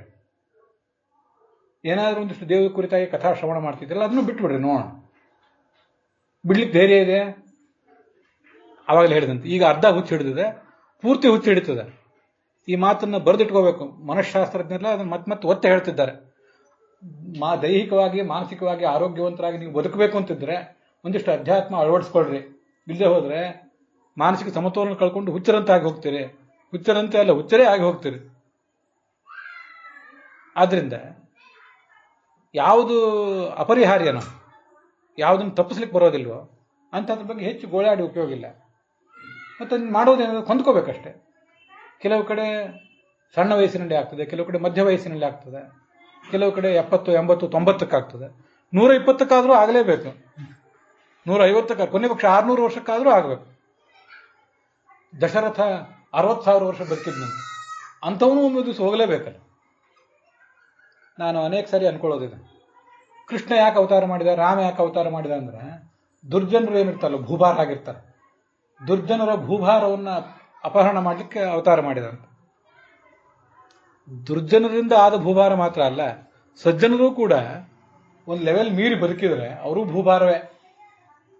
ವಿಚಾರ ಮಾಡಿ, ನಮ್ದು ನಿಮ್ದು ಎಲ್ಲಾದ್ರೂ ಜಮೀನುಗಳಿವೆ, ಜಮೀನಿನಲ್ಲಿ 3 ಬಾರಿ ಕಬ್ಬು ಬೆಳೀತು, 4 ಬಾರಿ ಬೆಳೀತು, ಅಥವಾ ಏನೋ ತರಕಾರಿಗಳನ್ನು ಬೆಳೆದ್ವಿ, ಜವೆ ಗೋಧಿ ಬೆಳೆದ್ವಿ. ಅವನ್ನೆಲ್ಲ ಅದು ಫಲ ಕೊಟ್ಟ ಮೇಲೆ ಅದನ್ನ ಕಿತ್ತು ಹಾಕದೆ ಹೋದ್ರೆ ಮುಂದಿನ ವರ್ಷಕ್ಕೆ ಏನ್ ತಿಂತೀರಿ? ಭಾಳ ಕಷ್ಟಪಟ್ಟು ಬೆಳೆದಿದ್ದೀವಿ, ನಮ್ಗೆ ಕಿತ್ತು ಹಾಕ್ಬೇಡ್ರಿ ಅಂತ ಅವು ಗೋಳಾಡಿದ್ರೆ ಪಾಪ ಅವಕ್ಕೆ ಹೇಳಲಿಕ್ಕೆ ಬಾಯಿ ಇಲ್ಲ. ಇನ್ನು ನಾವು ಅವತ್ತ ಮೇಲೆ ಭಾರಿ ಮಮತೆಯಿಂದ ಅದನ್ನ ಕಿತ್ತು ಹಾಕದೆ ಹೋದ್ರೆ ಮುಂದಿನ ವರ್ಷ ಏನ್ ಬೆಳಿತೀರಿ? ಹೊಸ ಭೂಮಿನ ಸೃಷ್ಟಿ ಮಾಡ್ತೀರಾ? ಇದ್ದದನ್ನ ಕಿತ್ತು ಹಾಕಲೇಬೇಕಲ್ಲ. ಈ ಜಗತ್ತಿನಲ್ಲಿ ಭೂಮಿ ಮೇಲೆ ಬೆಳೆದ ಕಾಂಗ್ರೆಸ್ಸು ಒಂದ್ ದಿವಸ ಹೋಗ್ಬೇಕು, ಪಾರ್ಥೇನಿಯಂನು ಹೋಗ್ಬೇಕು. ಜವೆಗೋಧಿ, ತರಕಾರಿ, ಜೋಳ, ಅಕ್ಕಿ, ಆ ಸಸ್ಯವೂ ಹೋಗ್ಬೇಕದು. ಒಂದು ದಿವಸ ನಮ್ಮ ಬಾಯಿಗೆ ಬಂದು ಬೀಳ್ಬೇಕದು. ಮತ್ತೆ ಬೀಜ, ಮತ್ತೆ ಲಾವಣೆ, ಮತ್ತೆ ನೀರು, ಮತ್ತೆ ಗೊಬ್ಬರ. ಹಾಗೆ ನಮ್ಮದು ಹೋಗದೇನೆ ಹೋದ್ರೆ ನಮಗೆ ವಸ್ತುತಃ ನಮಗೂ ಒಂದು ಸಸ್ಯಕ್ಕೂ ಒಂದು ಹಣ್ಣಿನ ಗಿಡಕ್ಕೂ ಏನು ವ್ಯತ್ಯಾಸ ಇದೆ? ಇಷ್ಟೇ ಅಲ್ಲ, ಎಲ್ಲನೂ ಈ ಮಣ್ಣು, ನೀರು, ಬೆಂಕಿಯಿಂದಲೇ ಹುಟ್ಟಿದ್ದಲ್ಲ ಇದೆಲ್ಲನೂ. ಒಂದು ದಿವಸ ಹೋಗಲೇಬೇಕಿದು. ಇದನ್ನ ಹೂತರೆ, ಒಂದು ಸಂಪ್ರದಾಯದ ಪ್ರಕಾರ ಭೂಮಿಯಲ್ಲಿ ಹೂತರೆ ಕ್ರಿಮಿಕೀಟಗಳಿಗೆ ಆಹುತಿ ಆಗ್ತದೆ. ಹೂತು ಕೆಲವು ತಿಂಗಳು, ಕೆಲವು ವರ್ಷದ ನಂತರ ಮತ್ತೊಂದು 100-200 ವರ್ಷದ ನಂತರ ಬೋನು ಕೂಡ ಇರೋದಿಲ್ಲ. ಅದನ್ನ ನೀವು ನೆಟ್ಟು ನೋಡಿದ್ರೆ ಸಿಗ್ತದೆ. ರಕ್ತ, ದೇಹದ ಎಲುಬು ಯಾವಾಗ, ಚರ್ಮ ಯಾವಾಗ ಹೋಗ್ತದೆ, ಮಾಂಸ ಯಾವಾಗ ಹೋಗ್ತದೆ, ಎಲುಬು ಯಾವಾಗ ಮಣ್ಣಿಗಾಗಿ ಹೋಗ್ತದೆ ಅಂತ ಅನ್ನೋದನ್ನೆಲ್ಲ ಹೇಳ್ತಾರೆ. ಸುಟ್ಟು ಬೂದಿ ಆದರೆ, ಇನ್ನು ಕೆಲವು ಸಂಪ್ರದಾಯದಲ್ಲಿ ಸುಟ್ಟು ಬೂದಿ ಮಾಡ್ತಾರೆ. ಆ ಬೂದಿ ಆದರೆ ಅದು ಮತ್ತೆ ನೀರಿಗೆ ಹೋಗ್ತದೆ, ಮತ್ತೊಂದೇನೋ ಆಗ್ತದೆ, ಅದು ಗೊಬ್ಬರವೇ. ಅಂತೂ ಏನಾದ್ರೂ ಆಗಿ ಅದೊಂದು ಚಕ್ರ ಅದು. ಮತ್ತೆ ಯಾರೂ ಸಾಯಲೇಬಾರದು ಅಂದ್ರೆ ದೇವ್ರು ಏನ್ ಮಾಡ್ಬೇಕಂಗಾದ್ರೆ? ಈಗಾಗಲೇ 625 ಕೋಟಿ ಜನಸಂಖ್ಯೆ, ಇನ್ನು ದೇವರೇ ಗತಿ ನಮ್ಗೆ ಸಾಯಬಾರದು ಅಂತಿದ್ರೆ ಮನುಷ್ಯ ಇದಕ್ಕೆ ಹೊಂದ್ಕೊಳ್ಬೇಕಷ್ಟೆ. ಹೇಳುವುದು ಬಹಳ ಸುಲಭದ ಕೆಲಸ, ಪುರಾಣ ಹೇಳೋದು ಬಹಳ ಸುಲಭದ ಕೆಲಸ, ಅದನ್ನು ಅನುಭವಿಸೋದು ಕಷ್ಟದ ಕೆಲಸ, ಅದು ಗೊತ್ತಿದೆ. ಆದರೆ ತತ್ವಜ್ಞಾನ ಅನ್ನೋ ಮಾರ್ಗ ಬಿಟ್ಟು ಇನ್ನೇನು ಮಾರ್ಗವೇ ಇಲ್ಲ ಅನ್ನೋದಕ್ಕಾಗಿ ಇಷ್ಟು ಹೇಳ್ತಿದ್ದೇನೆ ಅಷ್ಟೆ. ಅದನ್ನೇ 48 ದಿವಸ ಮುಗಿಯೋ ಹೊತ್ತಿಗೆ ನಮ್ಗೇನು ತಲೆಯಲ್ಲಿ ಉಳಿದಿರ್ಬೇಕು ಅಂದ್ರೆ ಭಗವಂತನ ಮರೆಯಬಾರದು ಅನ್ನೋ ತಲೆಯಲ್ಲಿ ಉಳಿದ್ರೆ ಸಾಕು. ಇನ್ನೇನು ದೊಡ್ಡ ರಾಜ್ಯಾಧಿಕಾರ ನಮ್ಗೆ ಸಿಗಬೇಕಾಗಿಲ್ಲ, ನಾವೇನು ದೊಡ್ಡ ಕಾವಿ ತೊಟ್ಟು ದೊಡ್ಡ ಸನ್ಯಾಸಿಯಾಗಿ ಮೆರಿಬೇಕಾಗಿಲ್ಲ, ಏನೂ ಬೇಕಾಗಿಲ್ಲ. ನಾವು ಇದ್ದಂಗೆ ಇರೋಣ. ನಮ್ಮ ವ್ಯಾಪಾರ, ಉದ್ಯೋಗ, ನಮ್ಮ ಮನೆ, ಗಂಡ, ಹೆಂಡತಿ, ಮಕ್ಕಳು, ಇದ್ರ ನಡುವೆನೇ ಬದುಕೋಣ. ಆದರೆ ಈ ಜಗತ್ತು ಹೀಗಿದೆ, ಯಾವುದನ್ನು ಬದಲಾಯಿಸಲಿಕ್ಕೆ ಸಾಧ್ಯ ಇಲ್ಲವೋ, ಅದಕ್ಕಾಗಿ ಗೋಳಾಡಿಯೂ ಉಪಯೋಗ ಇಲ್ಲ. ಈ ನಡುವೆನೇ ಒಂದಿಷ್ಟು ಏನೋ ದೇವ್ರ ನಾಮಸ್ಮರಣೆ ಮಾಡೋಣ. ನಮ್ಮ ಧರ್ಮ, ನಮ್ಮ ಹಿನ್ನೆಲೆ ಅದಕ್ಕನುಗುಣವಾಗಿ ದೇವ್ರ ನಾಮಸ್ಮರಣೆ ಮಾಡೋಣ. ಒಂದಿಷ್ಟು ಮಹಾತ್ಮರ ಸೇವಾ ಮಾಡೋಣ. ಗುಡಿ, ಮಠ, ಕ್ಷೇತ್ರಗಳಿಗೆ ಸಂಚಾರ ಮಾಡೋಣ ಅನ್ನೋ ಎಚ್ಚರ ಮೂಡಬೇಕಷ್ಟೆ. ಅಷ್ಟು ಮಾಡಿದ್ರೆ ಇದೆಲ್ಲ ಸಾರ್ಥಕವೇ. ಏನ್ ಮಾತು ಹೇಳ್ತಾನೆ ಅಂದ್ರೆ ಭೀಷ್ಮಂದು ಹೇಳಬೇಕಾಗಿದೆ. ಎತ್ತರ ಧರ್ಮಸುತೋ ರಾಜ ಗದಾಪಾಣಿರು ಬ್ರಕೋದರ ಕೃಷ್ಣೋಸ್ತ್ರೀ ಗಾಂಡಿವಂ ಚಾಪಿ ಸುಹೃತ್ ಕೃಷ್ಣಸ್ತೋ ವಿಪತ್ತು.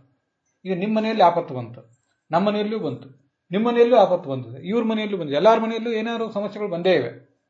ಸಾವು ನೋವುಗಳು ಒಂದು ಕಡೆ, ಇನ್ನೊಂದು ಕಡೆ ಧನ ಕಳ್ಕೊಳ್ಳೋದು, ಸಂಕಟ, ಇನ್ಯಾರೋ ಶತ್ರುಗಳಿಂದ ತೊಂದರೆ, ಹಿತಶತ್ರುಗಳು, ಒಳಗೇ ಇರೋ ಶತ್ರುಗಳಿಂದ ತೊಂದರೆ. ಶತ್ರುಗಳು ಅಂತ ಹೊರಗಡೆ ದೇಶದ ಗಡಿ ಆಚೆ ನಿಂತಿರ್ತಾರಲ್ಲ ಕೆಲವರು ಖಡ್ಗ ಹಿಡ್ಕೊಂಡು, ಅವರು ಶತ್ರುಗಳು ಅಂತ ಘೋಷಿತರಾಗಿರ್ತಾರೆ. ಅವ್ರ ಜೊತೆ ಹೋರಾಡೋ ಒಂದು ಪರಣೆ. ಈ ಒಳಗೆ ಕೂತಿರ್ತಾರಲ್ಲ, ಇವ್ರ ಜೊತೆ ಹೆಂಗೆ ಹೋರಾಟ ಮಾಡೋದು? ಅನಿವಾರ್ಯ. ಒಂದು ವಿಚಾರ ಮಾಡೋಣ. ಧರ್ಮರಾಜನಿಗೆ ಆಪತ್ತು ಬಂತು ಅಂತ. ಧರ್ಮರಾಜ ಅಂದ್ರೆ ಅಂಥವನು ಎತ್ತರ ಧರ್ಮಸುತೋ ರಾಜ, ನಮ್ಮೆಲ್ಲರ ನ್ಯಾಯ, ನೀತಿ ಇತ್ಯಾದಿಗಳನ್ನ ತಕ್ಕಡಿಯಲ್ಲಿ ಹಿಡಿದು ತೂಗಿ ನಮ್ಮನ್ನು ಏನ್ ಮಾಡಬೇಕು, ಎಲ್ಲಿ ಕಳಿಸ್ಬೇಕು ಅಂತ ಕಳಿಸುವವನು ಧರ್ಮರಾಜ, ಯಮಧರ್ಮ. ಅವನ ಮಗ ಈ ಧರ್ಮರಾಜ, ಅವನ ಅಂಶ ಹುಟ್ಟಿದವನು, ಅವ್ರ ರಾಜನಾಗಿದ್ದವನು. ಅಂಥ ಧರ್ಮರಾಜ ಅಲ್ಲಿದ್ದ. ಗದಾಪಾಣಿರು ರಕೋದರ, ಅವನಿಗೆ ರಕ್ಷಕನಾಗಿ ಯಾರಿದ್ರು, ಅವನು ಬೆಂಗಾವಲಾಗಿ ಯಾರಿದ್ರು, ಗದೆ ಹಿಡ್ಕೊಂಡು ಭೀಮಸೇನ ನಿಂತಿದ್ದ. ಭೀಮಸೇನ ಅಂದ್ರೆ ಬಕ, ಹಿಡಿಂಬ ಮೊದಲಾದ ರಾಕ್ಷಸರನ್ನೆಲ್ಲ ಸದೆ ಬಡ್ದವನು. ದುರ್ಯೋಧನನ ತೊಡೆ ಮುರಿದವನು, ಕೊಂದು ಹಾಕಿದವನು. ಜರಾಸಂಧನ 2 ದೇಹ ಅಡ್ಡಡ್ಡ ಸೀಳಿ ಅವನು ನಾಶ ಮಾಡಿದವನು. ದುಶ್ಯಾಸನ ಎದೆ ಸೀಳಿ ಆ ರಕ್ತವನ್ನು ಕುಡಿದಂತೆ ನಟನೆ ಮಾಡಿ ಜಗತ್ತಿಗೆಲ್ಲ ಭಯ ಬರೆಸಿದವನು. ಅಂಥ ಬಲಿಷ್ಠ ಭೀಮಸೇನ ಪಕ್ಕದಲ್ಲಿದ್ದ.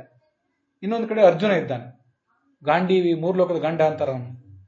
ಪರಶಿವನನ್ನೇ ಮೆಚ್ಚಿಸಿ ಅವನಿಂದ ಪಾಶುಪತಾಸ್ತ್ರ ಪಡೆದವನು. ಕೃಷ್ಣನ ತಂಗಿ ಸುಭದ್ರೆಯನ್ನು ಮದುವೆ ಮಾಡಿಕೊಂಡವನು. ಅಂಥವ್ರು ಧರ್ಮರಾಜನಿಗೆ ಆ ಕಡೆ ಈ ಕಡೆ ತಮ್ಮಂದರಾಗಿದ್ದಾರೆ.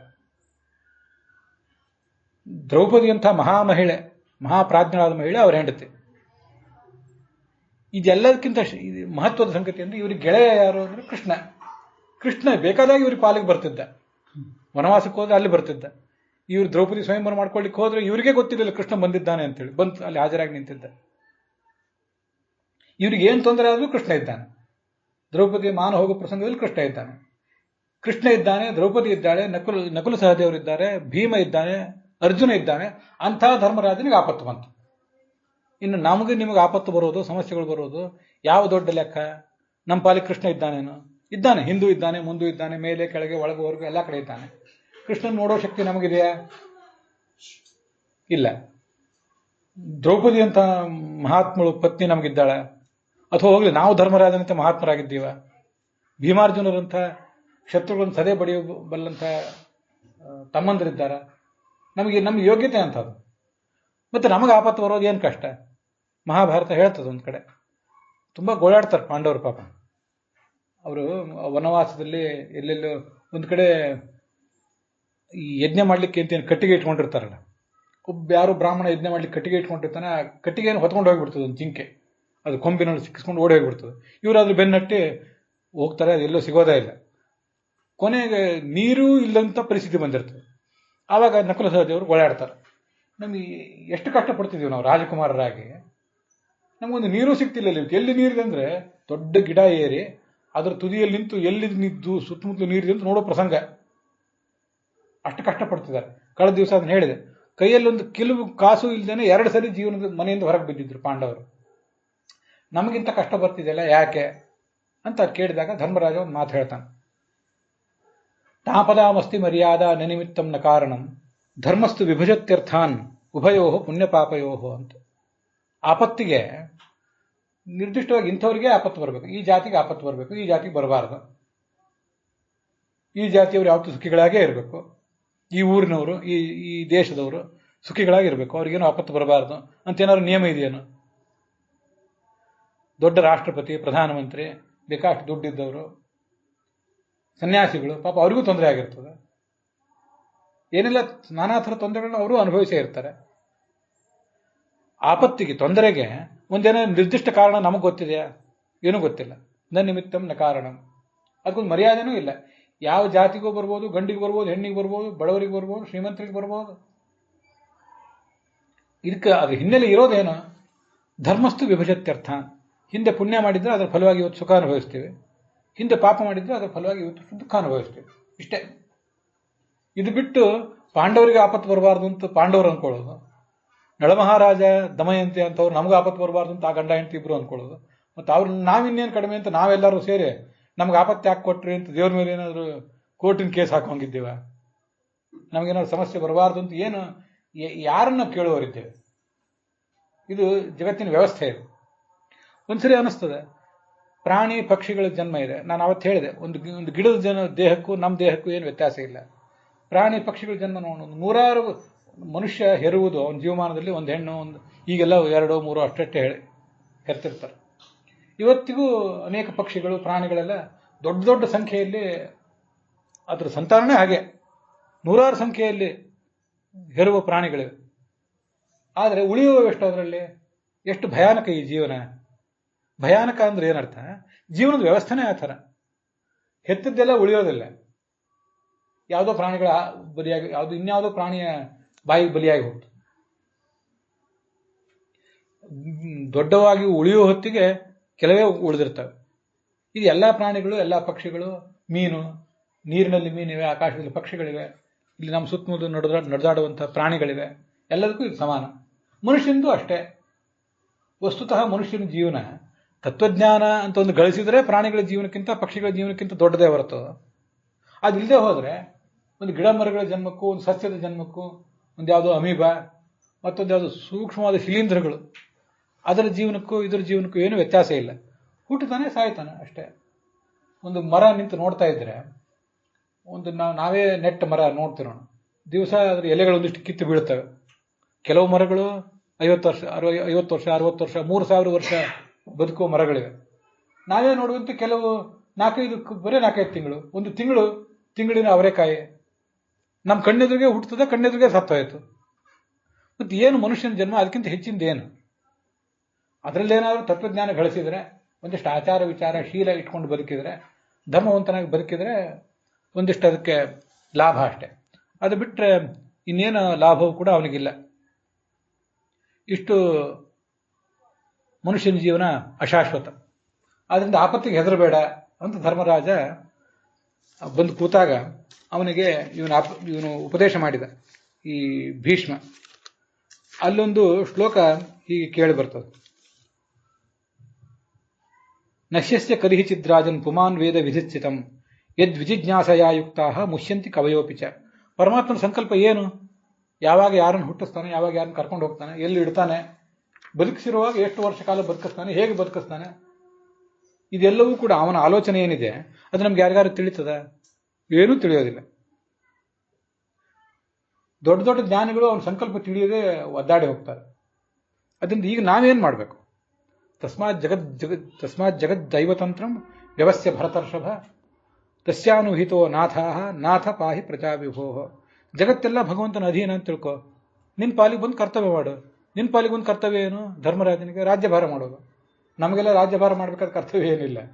ನಮ್ಮನ್ನು ನಾವು ಮೇಂಟೈನ್ ಮಾಡ್ಕೊಂಡ್ರೆ ಸಾಕಾಗಿದೆ. ನಮ್ಮ ಕುಟುಂಬ ಒಂದಿಷ್ಟೇನೋ ನಮ್ಮದು ಸಣ್ಣ ಪುಟ್ಟ ಆಸ್ತಿ ಪಾಸ್ತಿ ಅದೊಂದಿಷ್ಟು ಮೇಂಟೈನ್ ಮಾಡಿದ್ರೆ ಸಾಕು. ಅದೇ ದೊಡ್ಡದು ನಮ್ಮದು.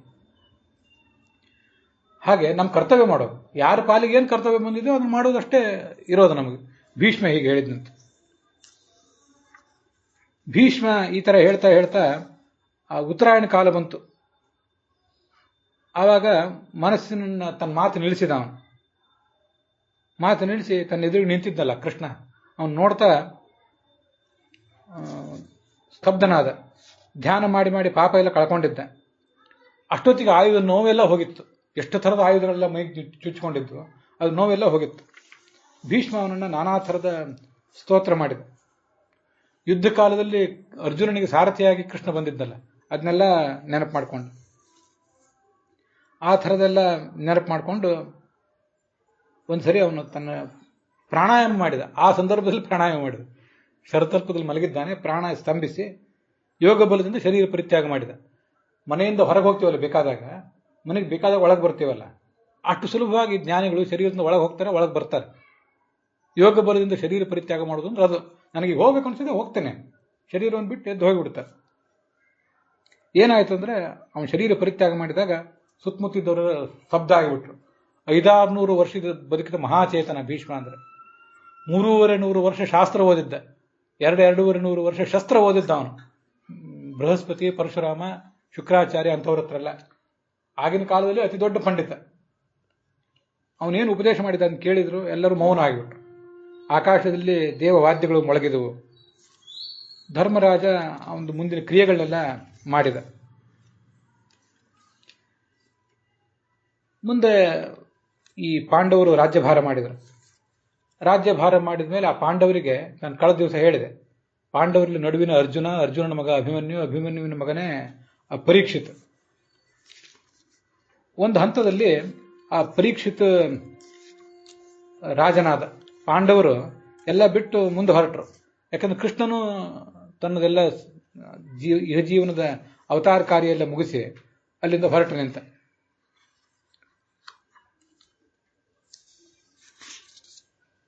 ಅವನೇನು ಮಾಡಿದ? ಭಾಗವತ ಯಾಕೆ ಪ್ರಾರಂಭ ಕಂಡಿತು ಅನ್ನೋದು ಈ ಮೊದಲನೇ ಸ್ಕಂದದ ಕೊನೆಗೆ ಹೀಗೆ ಕಾಣಿಸ್ತದೆ. ತಮ್ಮ ಪೂರ್ವಜರು ಹೇಗೆ ನಡೆದರು ಹಾಗೆ ಇವನು ನಡೆದ. ಬೇಕಾಷ್ಟು ಯಜ್ಞ ಇತ್ಯಾದಿಗಳನ್ನು ಮಾಡಿದ. ಒಂದು ಕಡೆ ಎಲ್ಲೋ ಹೊರಟಿದ್ದ, ಸಾಮ್ರಾಜ್ಯ ಎಲ್ಲ ಸರಿಯಾಗಿದೆಯೋ ಇಲ್ಲೋ, ಧರ್ಮದ ಮಾರ್ಗದಲ್ಲಿ ಇದೆಯೋ ಇಲ್ಲೋ ನೋಡಬೇಕು ಅಂತ ಹೊರಟಿದ್ದ. ಒಂದು ಕಡೆ ಕಲಿ ಕಾಣಿಸಿದ ಅವನಿಗೆ. ಆ ಕಲಿಯನ್ನ ಕಂಟ್ರೋಲ್ ಮಾಡುವಂಥ ಪ್ರಸಂಗ ಬಂತು. ಇದು ನಾವು ಹಿಂದೆ ನೋಡಿದ್ದೇವೆ. ಈ ಪ್ರಸಂಗದಲ್ಲಿ ಇನ್ನೊಂದ್ಸರಿ ಹೇಳ್ತಿದ್ದೇನೆ ಅಷ್ಟೇ. ಸ್ವಲ್ಪ ಅಷ್ಟೇ ಸೂಕ್ಷ್ಮ ಕಥೆ ಹೇಳಿದ್ರು ಅವ್ರು, ಹೇಳೋರು ಆ ಶೌನಕರು. ಆವಾಗ ಈ ಸೂತ ಪುರಾಣಿಕರು ಸೂಕ್ಷ್ಮ ಕಥೆ ಹೇಳಿದ್ರು. ಶೌನಕರು ಅದ್ಯಾಕೆ ನೀವು ಬಹಳ ಸೂಕ್ಷ್ಮವಾಗಿ ಹೇಳಿದ್ರಲ್ಲ, ಸ್ವಲ್ಪ ವಿವರವಾಗಿ ಹೇಳ್ರಿ ಕಥೆ ಅಂತ ಬಿಡಲಿಲ್ಲ ಅವರು. ಕಿಮನ್ಯೇ ರಸದಾಲಾಪೈ ಆಯುಷೋ ಯದಸವ್ಯಯ. ನೀವು ಬಹಳ ಸೂಕ್ಷ್ಮವಾಗಿ ಹೇಳಿದರೆ ನಾವು ಸೂಕ್ಷ್ಮ ಕೇಳಿ ಸುಮ್ಮನೆ ಆಗಿಬಿಡ್ತೇವೆ.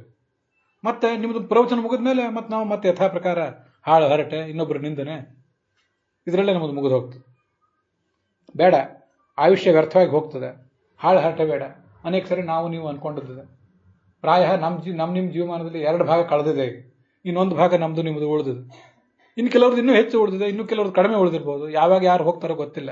ಅಂತೂ ನಾನು ನೀವು ಪರಸ್ಪರ ಉದ್ದೇಶಿಸಿ ಮಾತಾಡ್ಕೊಂಡಿದ್ದು 2 ಭಾಗ ಹೋಗಿದೆ ನಮ್ಮದು, ಇನ್ನೊಂದು ಭಾಗ ಉಳಿದಿದೆ. ಹಾಗಿರುವಾಗ ವ್ಯರ್ಥವಾದ ಮಾತುಗಳು ಬೇಡ. ಏನಾದರೂ ಒಂದು ಭಗವಂತನ ಕುರಿತಾದ ಮಹತ್ವದ ಸಂಗತಿಯನ್ನು ಶ್ರವಣ ಮಾಡೋಣ. ನೀವು ಸಂಕೋಚ ಮಾಡದೆ, ಏನು ಬೇಸರ ಮಾಡಿಕೊಳ್ಳದೆ ಭಾಗವತನ ವಿಸ್ತಾರವಾಗಿ ಹೇಳ್ರಿ ಅಂತ ಶೌನಕರು ಕಳೆದ ದಿವಸ ಅದನ್ನು ಹೇಳಿದೆ. ಅವರು ಬ್ರಾಹ್ಮಣ, ಪ್ರವಚನ ಮಾಡ್ಲಿಕ್ಕೆ ಕೂತವನು ರಥ ಹೊಡೆಯುವ ಜಾತಿಯವನು. ಅವನಿಗೆ ಆ ಮಾನ್ಯತೆ ಕೊಟ್ಟಿದ್ದರು. ಜಾತಿ, ಮಡಿ, ಮೈಲಿಗೆ, ಶೀಲ ಅವೆಲ್ಲ ಒಂದು ಕಡೆ, ಜ್ಞಾನದ ಬೆಲೆ ಮತ್ತೊಂದು ಕಡೆ. ಜ್ಞಾನಕ್ಕೆ ಬೆಲೆ ಕೊಡ್ತಿದ್ರು ಅಂತ ಮೊನ್ನೆ ದಿವಸ ಹೇಳಿದ್ದೆ. ನಮ್ದೆಲ್ಲರದು ಆಯುಷ್ಯ ಹೌದು.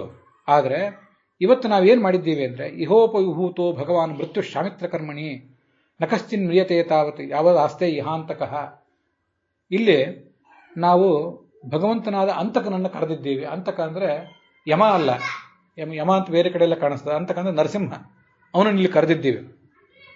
ನಮ್ಮೆಲ್ಲರದ್ದು ಆಯುಷ್ಯ ಹೌದು, ಮತ್ತು ನಡುವೆ ಏನಾರು ಆಗಿಬಿಟ್ರೆ ಈ ಪ್ರವಚನಕ್ಕೆ ಭಂಗ ಬರ್ತದಲ್ಲ, ಹಾಗಾಗದೇ ಇರಲಿ ಅಂತ ನರಸಿಂಹನನ್ನು ಪ್ರಾರ್ಥನೆ ಮಾಡಿದ್ದೀವಿ. ಅವನು ಇಲ್ಲಿರುವಷ್ಟು ಕಾಲವು ಏನೂ ಯಾರಿಗೂ ಆಗೋದಿಲ್ಲ, ಯಾರಿಗೂ ಸಾವು ನೋವು ಏನೂ ಬರೋದಿಲ್ಲ. ಏತದರ್ಥಂ ಹಿ ಭಗವಾನ್ ಆಹೂತಃ ಪರಮರ್ಷಿಭಿ, ಅದಕ್ಕಾಗಿ ನರಸಿಂಹನನ್ನು ಪೂಜೆ ಮಾಡಿಟ್ಟಿದ್ದೀವಿ. ನೀವು ಭಾಗವತದ ಶ್ರವಣ ಮಾಡಿಸ್ತಾ ಹೋಗ್ರಿ, ನಾವು ಅದನ್ನೆಲ್ಲ ಪಾನ ಮಾಡ್ತೀವಿ ಅಂತ ಅವರು ಹೇಳಿದರು. ಯಾಕೆಂದ್ರೆ ಮಂದಸ್ಯ ಮಂದ ಪ್ರಜ್ಞಸ್ಯ, ಮನುಷ್ಯನ ಸ್ವಭಾವ ಎಂಥದ್ದು ಹಿಂದೆ ಬಂತು, ಈಗಾಗಲೇ ಒಂದ್ಸರಿ ಇವತ್ತಿನ ಆರಂಭದಲ್ಲಿ ಬಂತು. ಇವನು ಪ್ರಜ್ಞಾ, ಇವನು ವಿವೇಕ ಅನ್ನೋದೇ ಬಹಳ ಮಂದ, ಬಹಳ ವೀಕ್ ಇವನ್ ಮೈಂಡ್. ಮಂದ ಆಯುಷ್ಯ ಬಹಳ ಕಡಿಮೆ. ನಿದ್ರೆಯ ಹ್ರಿಯತೆ ನಕ್ತಂ, ನಮ್ದು ಸರಿ ನಾವು ಆಲೋಚನೆ ಮಾಡಬೇಕು.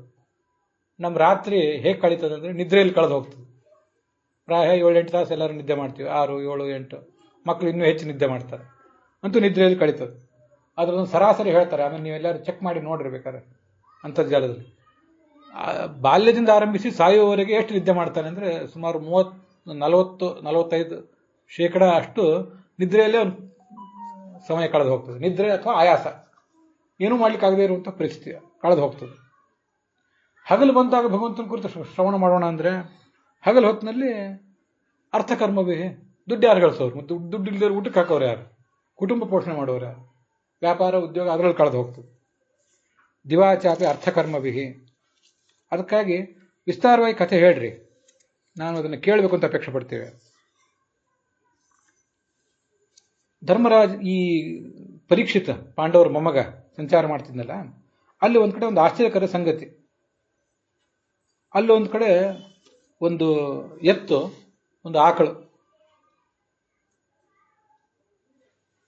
ಅವು ಗೋಳಾಡ್ತಾ ಇದ್ದವು. ಒಬ್ಬ ದುಷ್ಟ ರಾಜ ಅದನ್ನು ಹೊಡಿತಿದ್ದ. ರಾಜನಿಗಾಗಿರ್ಬೇಕಾದ ಯೋಗ್ಯತೆ, ಧರ್ಮ ಪ್ರಜ್ಞೆ, ವಿವೇಕ ಏನೂ ಇಲ್ಲ ಅವನಿಗೆ. ಅದನ್ನ ಹೊಡಿತಿದ್ದ. ಆ ಆಕಳು ಅಂದ್ರೆ ಯಾವುದಂದ್ರೆ ಭೂಮಿ, ಅದು ಈ ಭೂಮಿಯೇ ಆಕಳು. ಎತ್ತು ಅಂದ್ರೆ ಯಾರು? ಧರ್ಮದ ಅಭಿಮಾನಿ ಯಮದೇವ, ಅವನೇ ಎತ್ತು. ಅವನಿಗೆ 4 ಕಾಲು ಮೂಲತಃ, ಆದರೆ ಆಗ ಒಂದೇ ಕಾಲಿತ್ತು. ಕುಂಠಿತ ಪಾಪ ಒದ್ದಾಡ್ತಿದ್ದ ಅವನು. ಭೂಮಿ ಹತ್ರ ನಿಂತಿದ್ದಾನೆ, ಅವಳು ಅಳ್ತಾ ಇದ್ಲು. ಯಾಕೆ ಅಳ್ತಾ ಇದ್ದಿ, ಏನಾಯ್ತು ಅಂತ ಇವನು ಕೇಳಿದ. ಕಲಿಯುಗದ ಪ್ರಭಾವ ಹೆಚ್ಚಾಗಿದೆ, ಅದರಿಂದ ನಾನು ಗೋಳಾಡ್ತಿದ್ದೇನೆ ಅಂತ ಅವಳು ಎಲ್ಲ ಕಡೆ ಹೇಳಿದ್ಲು. ಅಲ್ಲಿಗೆ ಆ ಆಕಳು ಮತ್ತು ಎತ್ತು ಮಾತಾಡ್ಕೋತಿದ್ದಾಗ ಇವನು ಬಂದ ಈ ಪರೀಕ್ಷೆಯಲ್ಲಿ. ದಂಡಹಸ್ತಂ ಚ ವೃಷಲಂ ದದೃಶೇ ನೃಫಲಾಂಛನಂ, ತಲೆ ಮೇಲೆ ಕಿರೀಟ, ಕೈಯಲ್ಲಿ ಖಡ್ಗ ಎಲ್ಲ ಇದೆ, ಆದರೆ ನೀಚ ರಾಜ, ಏನೂ ಯೋಗ್ಯತೆ ಇಲ್ಲದ ರಾಜ. ಅವನ ಯಾರನ್ನು ಕಲಿ ಈ ಭೂಮಿಯನ್ನ ಮತ್ತು ಧರ್ಮವನ್ನ ಹೊಡಿತಿದ್ದಾನೆ. ಪಾಪ ಹೆದರಿ ಮಲಮೂತ್ರ ವಿಸರ್ಜನೆ ಮಾಡ್ತಿರ್ತದು ಎತ್ತು. ಅದನ್ನೆಲ್ಲ ನೋಡಿದಾಗ, ಯಾರು ನೀನು? ನನ್ನ ಆಡಳಿತದ ರಾಜ್ಯ ಇದು, ಇಲ್ಲಿ ಯಾಕೆ ಆ ಗೋವನ್ನ ಮತ್ತು ಹಸುವನ್ನ ಹಿಂಸಿಸ್ತಾ ಇದ್ದಿ? ಏನು ದೊಡ್ಡ ರಾಜನಂತೆ ವೇಷ ಬೇರೆ ಹಾಕೊಂಡಿದೆ, ಏನ್ ನಿಂದು ಅಂತ ಇವನು ದಬಾಯಿಸಿದವನು. ಈ ಪರೀಕ್ಷಿತ ಅದನ್ನು ಸಹಿಸಿಕೊಳ್ಳಲಿಲ್ಲ. ಮತ್ತೆ ಆವಾಗ ಧರ್ಮವೇ ಹೇಳಿತು, ನೀನು ಇಲ್ಲಿದ್ದೇ ಆದ್ರಿಂದ, ಪಾಂಡವರ ಮೊಮ್ಮಗನಾಗಿ ನೀನು ಇದ್ದೇ ಆದ್ರಿಂದ ಧರ್ಮದ ಆಡಳಿತ ನಡೆದಿತ್ತು. ಆದರೆ ಈಗೊಂದು ಇಂಥ ಪ್ರಸಂಗ ಬಂದಿದೆ, ಧರ್ಮ ಇವತ್ತು ಕ್ಷೀಣಿಸಿದೆ, ಆದ್ರಿಂದ ಭೂಮಿಗೆ ಭಾರ ಹೆಚ್ಚಾಗಿದೆ, ಭೂಮಿಯೂ ಸಂಕಟ ಪಡ್ತಿದೆ, ನಾವು ಕೂಡ ಸಂಕಟ ಪಡುವಂಥ ಪ್ರಸಂಗ ಬಂದಿದೆ. ನಮ್ಮ ಮೇಲೆ ದುಃಖಕ್ಕೆಲ್ಲ ಕಾರಣ ಈ ಕಲಿಯೇ. ನಿನಗೆ ಎಲ್ಲ ಗೊತ್ತಿದೆ, ಗೊತ್ತಿಲ್ಲದ ವಿಷಯ ಏನಲ್ಲ ನಿನಗೆ. ಆವಾಗ ಅವನು ಏನು ಮಾಡಿದ ಅಂದರೆ, ಕಲಿಯನ್ನು ಕೊಂದೇ ಬಿಡಬೇಕು ಅಂತ ಖಡ್ಗ ತಗೊಂಡ. ಕಲಿಯನ್ನು ಕೊಂದೇ ಬಿಡಬೇಕು ಅಂತ ಖಡ್ಗ ತಗೊಂಡಾಗ ಅದು ಆ ಕಲಿ ಹೆದರಿ ಇವನ ಕಾಲಿಗೆ ತಲೆ ಇಟ್ಟ. ಆಯ್ತು, ನೀನು ಶರಣು ಬಂದಿದ್ದೀಯಲ್ಲ, ನೀನನ್ನು ಕೊಲ್ಲೋದಿಲ್ಲ ಈಗ. ಆದರೆ ನೀನು ಯಾವತ್ತೂ ಕೂಡ ಧರ್ಮದ ಮಾರ್ಗಕ್ಕೆ ಬರಬಾರ್ದು, ಧರ್ಮ ಯಾರು ಆಚರಣೆ ಮಾಡ್ತಿದ್ದಾರೆ ಅವರಿಗೆ ತೊಂದರೆ ಕೊಡಬಾರ್ದು.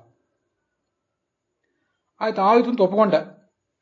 ಆದರೆ ಒಂದು ವಿಚಾರ ಮಾಡಿದ್ರು, ಕಲಿಯುಗ ಇದು, ಕೃತಯುಗ, ತ್ರೇತಾಯುಗ, ದ್ವಾಪರಯುಗ 3 ಹೋಗಿ ಆಯ್ತು. ಯಾವಾಗ ಭೀಮಸೇನ ಗದೆ ಪೆಟ್ಟಿಗೆ ದುರ್ಯೋಧನ ತೊಡೆ ಮುರಿದು ಮಲ್ಕೊಂಡಲ್ಲ, ಅವತ್ತೇ ಕಲಿಯುಗ ಪ್ರಾರಂಭ ಆಗಿತ್ತು.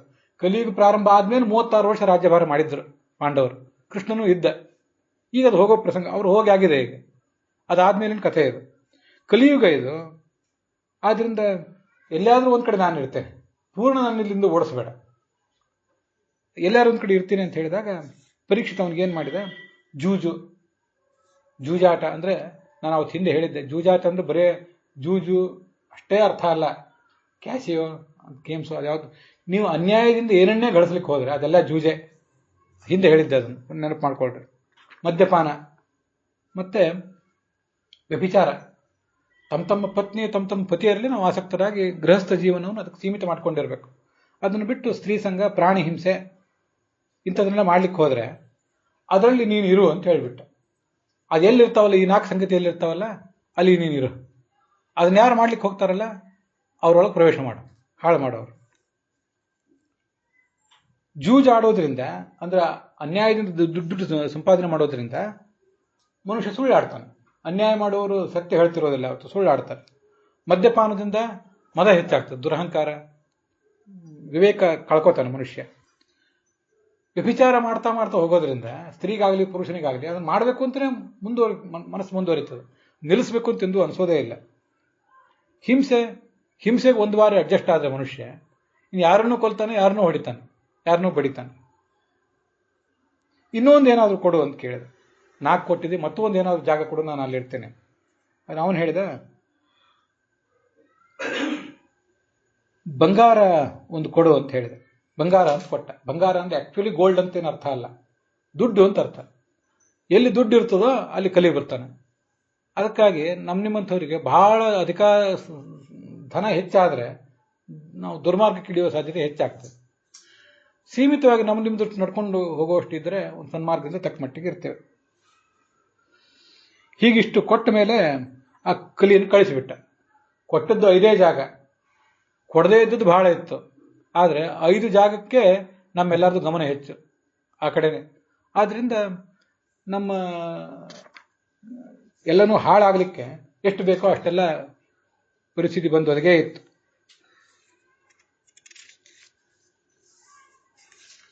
ಹೀಗೆ ತನ್ನ ರಾಜ್ಯಭಾರ ಮಾಡ್ತಿದ್ದ ಆ ಪರೀಕ್ಷಿತ. ಇನ್ನು ಮುಂದೆ ಆ ಪರೀಕ್ಷಿತನೂ ಕೂಡ ತನ್ನ ಅಂತ್ಯಕಾಲದಲ್ಲಿ ಭಾಗವತವನ್ನು ಕೇಳುವ ಪ್ರಸಂಗ ಯಾಕೆ ಬಂತು, ಏನು ಅದರ ಹಿನ್ನೆಲೆ ಅಂತ ಅನ್ನೋದನ್ನ ನಾಳೆ ದಿವಸ ನೋಡೋಣ. ಅದನ್ನು ಅಲ್ಲಿಗೆ 1ನೇ ಸ್ಕಂದ ಮುಕ್ತಾಯ ಕಾಣ್ತದೆ. ನಾನು ಹೇಳಿದ್ದೆ 4 ದಿವಸಕ್ಕೆ ಒಂದೊಂದು ಸ್ಕಂದ ಮುಗಿತಾ ಹೋದ್ರೆ 12 ಸ್ಕಂದ 48 ದಿವಸ ಅದು ಸಮಾಪ್ತ ಆಗ್ತದೆ. ಸರಾಸರಿ ಆ ಥರ ಆಗಬೇಕು. ಪರೀಕ್ಷಿತ ಯಾಕೆ ಭಾಗವತವನ್ನು ಕೇಳುವ ಪ್ರಸಂಗ ಬಂತು, ಶುಕಾಚಾರ್ಯ ಅವನಿಗೆ ಭಾಗವತವನ್ನು ಹೇಳುವ ಕಥೆ ಪ್ರಸಂಗ ಯಾಕೆ ಬಂತು ಅನ್ನೋ ಕಥೆಯನ್ನು ನಾಳೆ ದಿವಸ ನೋಡೋಣ. ಅಲ್ಲಿಗೆ ಇವತ್ತಿನ ಈ ಭಾಗ ಸಮಾಪ್ತ ಆಗಿದೆ. ಹುಸಿಯ ನಾಡಿ ಹೊಟ್ಟೆ ಹೊರೆವ ವಿಷಯದಲ್ಲಿ ರಸಿಕನೆಂದು ಹುಸಿಗೆ ಹಾಕದಿರೋ ಇನ್ನು ಹೃಷಿಕೇಶನೆ, ಈಶನಿನ್ನ ಚರಣ ಭಜನೆ ಆಸೆಯಿಂದ ಮಾಡುವೆ, ದೋಷ ರಾಶಿ ನಾಶ ಮಾಡು ಶ್ರೀಶಕೇಶವ. ಶ್ರೀಕೃಷ್ಣಾರ್ಪಣಮಸ್ತು.